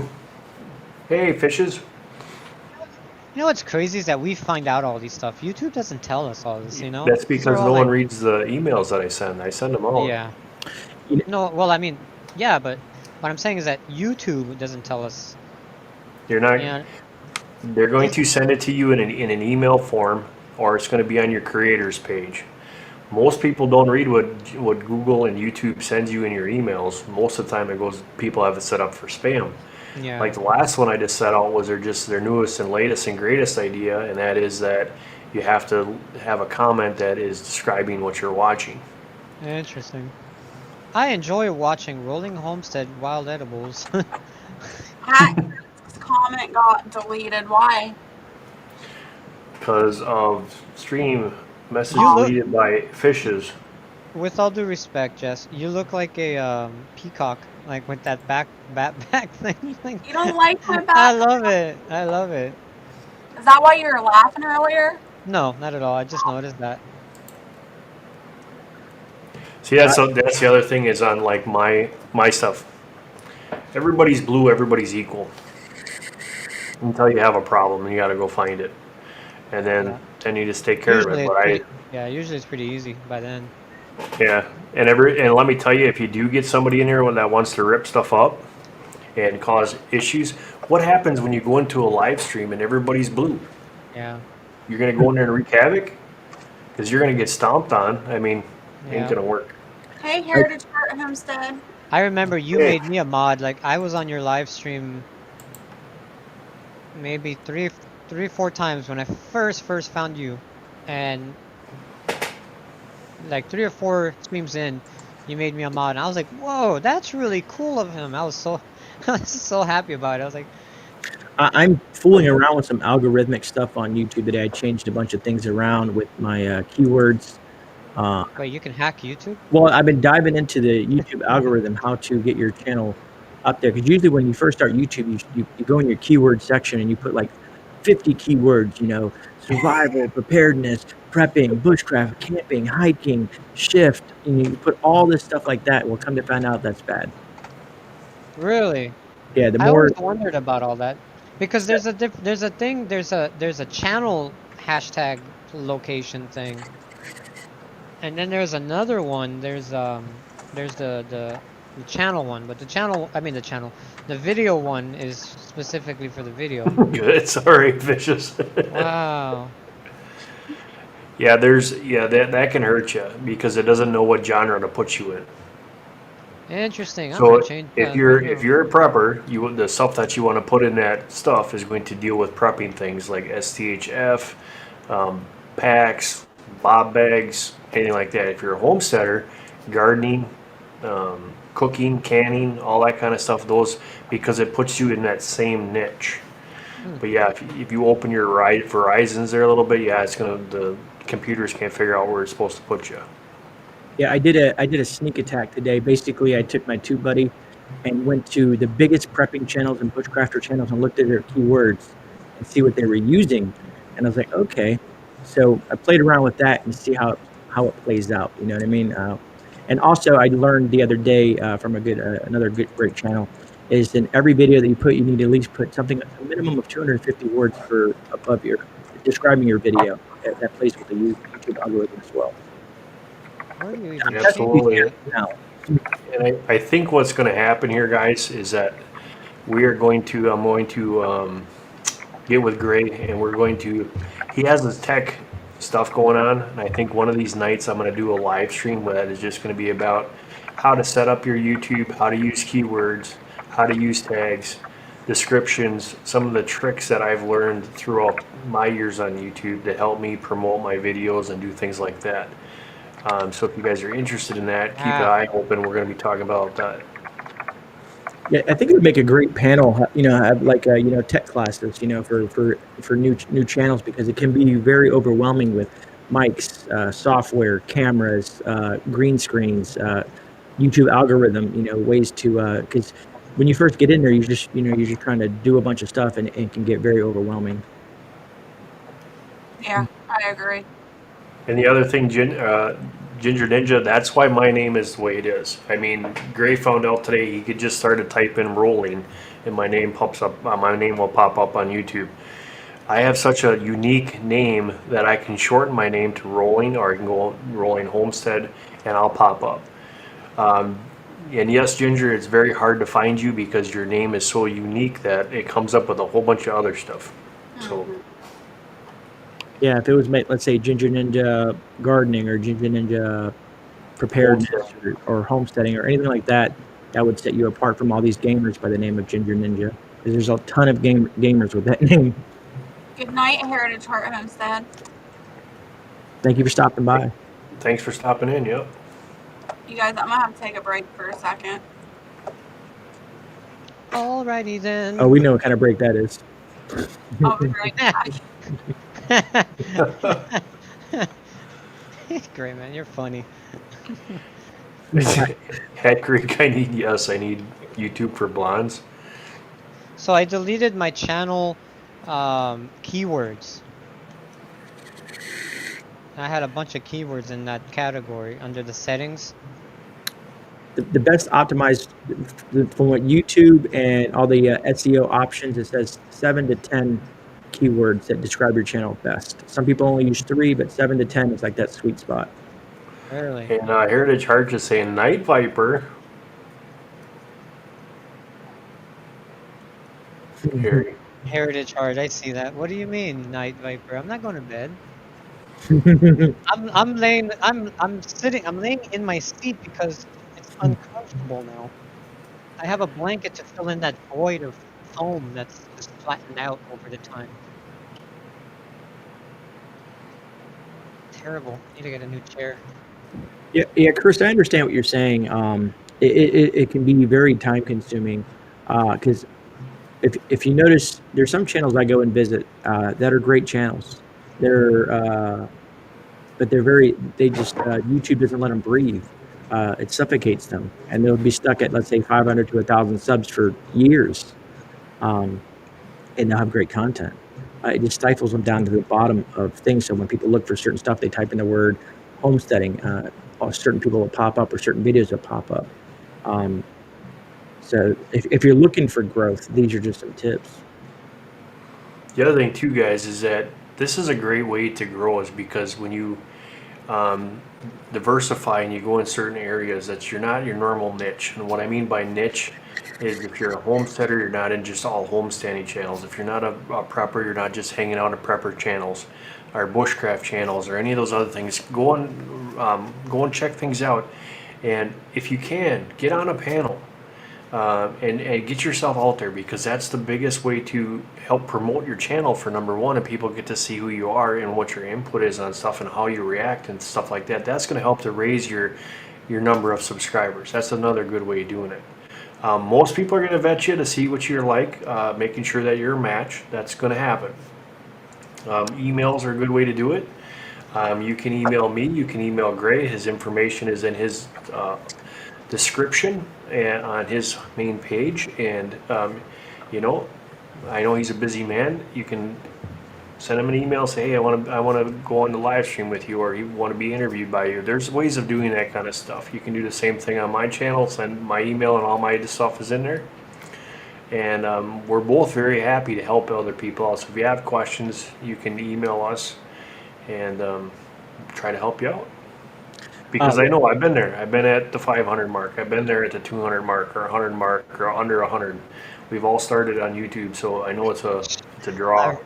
I remember I've complaining. helped a lot of people too, but now I'm learning all kinds of new stuff that I had no idea was out there.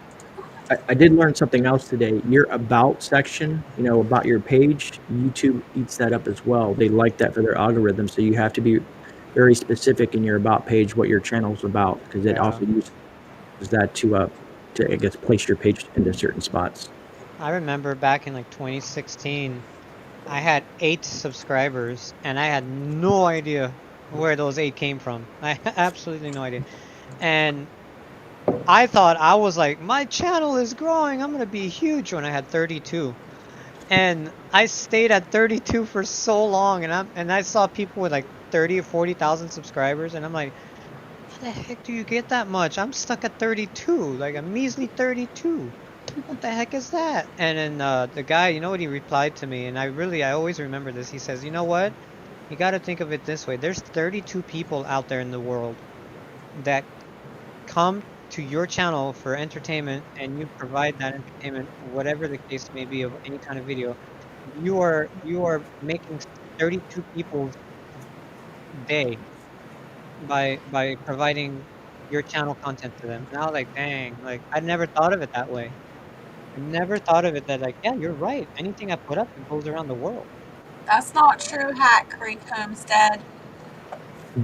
I would totally watch that. Yeah. That's the thing too, is a personality. If you want to look at something, a personality is huge. And so a couple other tips that I can give you is number one is audio, and the other one is video. Yeah. You can't see the person, you can't hear the person. 9 times out of 10, they're not going to watch that person. If they can't hear them, they can't understand them, they can't see them. That's why I'm always checking for new software. I'm always checking things out. Gray got me onto this Melon, and it's the first platform that you can actually get 1080 live streaming on without paying through the nose. And you know what I like is, well, how many people can you get up on this one? 10 as well? I don't know. I think I can have 8. Never That's pushed it. insane. 10 is a lot though. But I'll tell you one thing: as you have them bigger numbers on here, it's very difficult because you start talking over people, Too many people. and then you can't understand what's going on. I like this because the yellow boxes light up when somebody wants to talk. So if you are talking, like I see Greg's, it's starting to. He's pressing his buttons and it comes up. You can say that. That's cool. Yeah. So that's the other thing. Cameras are huge. Some Audio and people. video. Yeah, some people learn that the camera in your little not your desktop but your laptops aren't that good. You know, when I started making moto vlogs, basically riding my motorcycle and talking at the same time, I learned very quickly how important audio was, because you can get a action cam that does 1080. You can get cheap ones on Amazon, and they do 1080. So as far as the video quality goes, yeah, and there is better. Of course, there's a lot better. You got DSLRs and all that stuff, but you can get at the minimum 720 to 1080, and you'll be good with video quality. However, when it comes to audio, the wind noise, the Jess, gain. you still got the hang on, Viber. Jess, you still got the Melon link of mine? Yeah, Can you throw in a chat? sure. Stuart, Melon is there's 3 things that I like about Melon. One thing I'm finding out here is it's having an issue, I think, in the beginning of the startup when it transfers over to the YouTube land side of things. So I got to do some more research on that. And it has an issue with my 4K camera, It was turning it on and off, and me and Gray found that out when I very first tried this out. Otherwise, Melon actually goes through, when you go live on Melon, you're using their bit rate. So you're not using your own system at all, which is really good, because if you have a fluctuation in your bit rate, that means you're gonna have buffering. That's why, one of the reasons why I like Melon so much is because Hey, I'm running off a satellite. What? she right now, she's a live example. And what I was telling her on the phone as well. I said, and I know this way before here. We used to do StreamYard live streams with my friend, and I had my gaming computer was on Wi-Fi, and the Wi-Fi my Wi-Fi was amazing. But as soon as I turned on StreamYard and I was on a live stream like this, the quality like started getting blurry, and I would pause in and out, and I would lose connection. It would the computer's overclocking itself, and it's maxing out. And I had to get a hardwire cable, 50-foot Cat6 cable. I've never had a problem ever since. Now, yes, are you on Wi-Fi or are you hardwired right now? I'm hardwired now. Oh, okay. I was gonna say because she usually when she's on Wi-Fi has those issues, and I'd be interested to know how Melon affects her because I know StreamYard pulls on bandwidth pretty hard, pretty badly.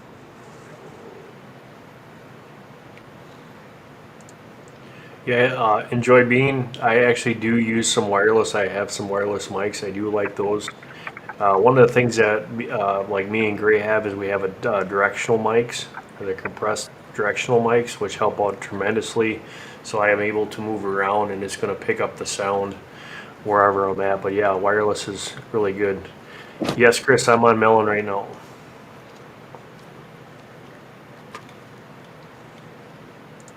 And if you guys are looking and interested in Melon, the link is in Keto Jess just put it up. You can see the Melon link right there. If you guys want to go check that out. If you do click on it, you're using it underneath my account, and I think you get 5 streams of the Pro for free to try it out. It is half the cost of StreamYard for getting the Pro version to stream into 1080p. Yep, so there is the wireless. Yeah. I actually got the white ones, buddy. You got the white ones? Well, you're in the snow. I'm in Hey, the, yeah. you know what's a good That's not you know, funny because I dropped them in the snow and then you can't find the stupid things. I wasn't thinking when I got them. At Hey, least Ralph. they were- you know what's a Hey, good Holly. brand also coming out like is Rode RODE Rode wireless mics, and those things are great. You might want to look into that. I don't know how yours is, what you use, Mark, but the Rode. There you go. Yes, those things, and then you could wear like a lapel, and you could literally walk like 50 feet away, but it'll sound got- like you're right there. I got the Rogue Pro on my cameras, so that's what I use for There everything. you go. Okay, so never mind. Yeah, you put a dead cat on this and wind it. They're phenomenal mics. I'm Yep. actually thinking about using this one and putting a boom on it right above me, like right out at frame. I tried that. It thing picks up way too much. I Hey, man, mean, what is that seriously, one? somebody farts in the other room and they're gonna hear it. Ray, what is that one? This one here, Yes. that's the Rode Pro. It goes on top of my DSLR when I'm out doing outdoor videos. I think isn't that the Rogue Pro Mini? No, this is the full size. This is the beast. But you can, Really? It looks half the size of mine. I'm trying to get it. where you can connect it to your phone. Here, you can get a size comparison of that, baby. It would be so cool if we could just hand you this. Like, here you go. And you just Oh, grab here it. you go. See? Oh, Mine's it's a black one. baby. Great, And then man. you got the windsock. Yeah, my windsock's in my bag. Or dead cat, as they like to call Gray it. man microphone's little child. Welcome to the Gray Man Prepping Show, folks. I actually got a boom mic, and I tried that out one time on a live stream, and I was way too hot. I was like, whoa. So Gray man, that one I've seen. I have a YouTuber that I watch, and he uses that on as his audio setup. That and the wireless adapter, whatever. But Mhm. the mic, he has one of these things. Hang on, getting those spaces. He uses one of these, So and then on top of this, he has his phone. I don't know if you can see what I'm doing, but he has his phone connected like that, and then he has that same microphone you have on top connected to this setup. I've seen that. Rode now has a setup for iPhones and Androids, and it comes with a specific thing that it'll clip to your phone. It puts a little tube light on top. It's perfect for like streaming and stuff like that if you're out. Head Creek is asking, so I'm going to give this one to Gray because he's a photographer, and I'm almost positive you're not going to go to the ones that we have anyway. But he's asking, what's a good camera for beginners, for beginners for shooting? Well, depending on what you're willing to spend. Like right now, Yeah. I'm recording. My camera that's recording me right now is a high-end DLSR. I'm recording in, well, it's 4K, but it's condensing in at 1080p. That's probably, I don't know, most folks, I probably look pretty clear on the screen. Uh, Hmm. You're but using what's the mic? I'm using a Canon 90D. It's a Okay. DLSR, but you can get like the Rebel T6Is, the T7s, T8s, depending on what you want to spend, anywhere from 300 to $300-800. What you got? Yeah, see, I just like Canon because they're very versatile. I know some people like Nikon and stuff like that, and Sony. Sony does make a great camera. I just like Canon's dual autofocus and whatnot. And the thing, but you got to realize with Canons is the box is okay. It's in the lenses. That's where you got the money sticking. Hey, you wanna hear something crazy, Mark? You wanna hear something crazy? My neighbor, that's like 10 feet over, my neighbor, he designs, this is what he does for a living. He designs lenses for cameras like that, and he also has done stuff for space, for telescopes in space as well. Like he makes those on his computer. I watch him. He does those, sends them out to Japan. They Yeah, you actually don't take his CAD and then it creates the you actual don't lens. you don't want to pay for that lens he's got in his hand. I'll tell you that right now. This is about a little over $2,000. I'm gonna say 2 or 3 grand. Yeah. I And got the I got what's the I crazy got though the about hood that? off of mine. I'm sorry, So my neighbor showed me how he makes those. He'll make a lens like that for like $100, and then they send it out to Japan and all, and then they upmarket.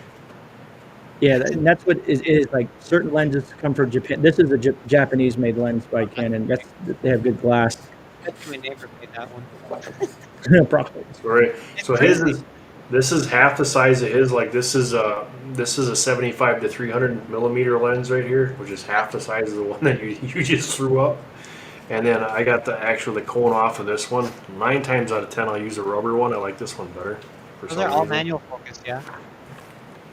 No, the Canon's got autofocus, or you can go into manual focus. So it depends on. And then if you get into the what are they, STMs? That thing's gorgeous. You know they make a cup that looks like that, like a coffee cup. Probably these are all different settings on the lens because it has internal stabilization, manual autofocus. It has a lot of different settings, literally on the lens. Hmm. But like I said, as a photographer versus a videographer, stuff like this comes in very handy because they're called Yeah, fast lenses. and it pays for So themselves. you're looking to the motors on them. If you get like an STM, the motors for the autofocus, you don't hear that going in and out. So Canon really did a really great design when they made their STM stuff. Yes. Wow. You know what's crazy is those $30,000-40,000 lens on those action cameras that they use at like MotoGP or like the F1. Those people that are there and they follow the cameras. And those lenses would stick out like 4 feet. And they're like massive. Yeah, this actually they're very similar. You'll probably see a lot of like you'll They see it look on, like that, but just yeah, like times but 30. yeah, and they're usually on football fields and stuff like that, and they have Yeah, their own yeah. tripods. When I took video production a long time What's up, ago. Jess? Hat Creek Homestead is asking what's the basic lens that they need. So if you're going to buy the Canon DSLR, and it's going to come with. And what's the short name for this? Handy Dan. A kit lens. It's a kit lens. It's 18 by 55. Okay, like all my lenses have a safety cover or safety glass in the front of them. These are all, you can just take them off, protects the lens, and then you get that, it's their anti-glare also. So you get the standard lens that comes with it if you buy it that way. You can buy just the body, and then you can get whatever lens you want. So this is the first one that's going to come in, and it's just an all-around lens. Then like on this one here that I have that I use most of my shots with, and this is going to be the this is 1 by 2.8, so it's a picture lens that I use for video. It's actually really good. I can fade. I can do a lot of stuff with that. If you're not into the whole mechanisms of cameras though, what I'd recommend before you go and get one of these that have these buttons, because I never run in audio now. I always run in manual mode.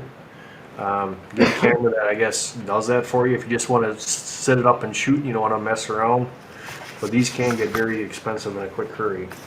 If you get a chance, I chose this for my kit lens when I ordered the camera because I wanted a wide range of stuff to do.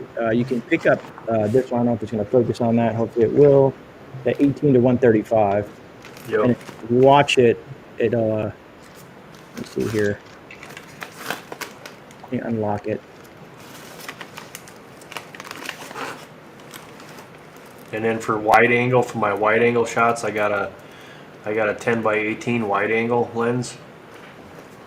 So like I said, it just all depends on what you're gonna do. Even if you get a nifty 50, those are really fast, nice little lenses that you can use, and they're very lightweight for out in the field. I remember, like I was saying, I remember when I took video production, we used those like news cameras that they have, with the big tripod and the arms and. Oh, you mean you mean this one there? Great. Yeah, those are phenomenal lenses. I think I've not used that one as much as I use my other one. Well, I know they got like the 24 millimeter and some other stuff out there. Yeah. The 80 millimeter is good for macro. And, I just like it because when you're zooming in and out, you don't hear the motors and the drives. Yeah. Eh. Let me see if I have mine. Yeah, we use these cameras, these news cameras, and I remember my teacher asked me, like, she put me as the camera guy, and so I had to learn all the controls. I mean, you're literally like, your thumb alone can do like 6 buttons, and then another one has another 4 on the other side, and then you got triggers, the arms twist, there's all kinds of stuff. And so we were talking, and I'm like, hey, how much does one of these cameras cost? Because it would be a shame if we dropped it or, damage, I'm thinking like, and she says, well, they go anywhere from $80,000 to like $500,000. Yeah, I think this Fishes is asking you. This is the STM. If you can see that where it says STM. Oh, look at that blurry background. That's so clean, dude. Yeah. Oh, it looks good. And that's what's great about having a DSLR is just how they're really quick. Yeah.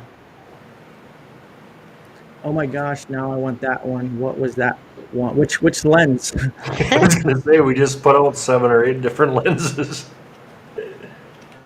Because the kit lenses, these are actually pretty cheap.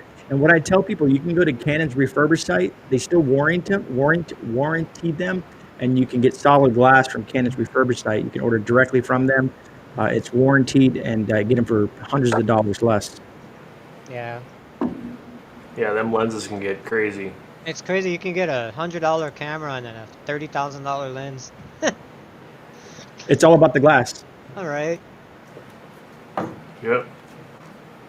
Well, guys, we're over that 2-hour mark. I want to thank the guys on my panel and gals. And I want to thank everybody that was in the chat tonight. It was great to have everybody in here. And thank you so much. Like I said, we stream on Mondays and Fridays. And Gray is on Tuesdays and Thursdays. And then, so keep an eye on that. We will be having a bunch of stuff coming out here in the very near future. Also, please remember, guys, if you can so much, help her over here by running her playlist. That would be awesome. She needs a little bit of help, and with 26 of you guys in here right now, that could be real quick on that. So you guys, thank you so much for participating with us tonight, and I hope you learned something and new, and we'll be talking more about tech stuff and cameras in the near future, guys. So you guys all take care. God bless, and I will see you on the next one. Have a good night.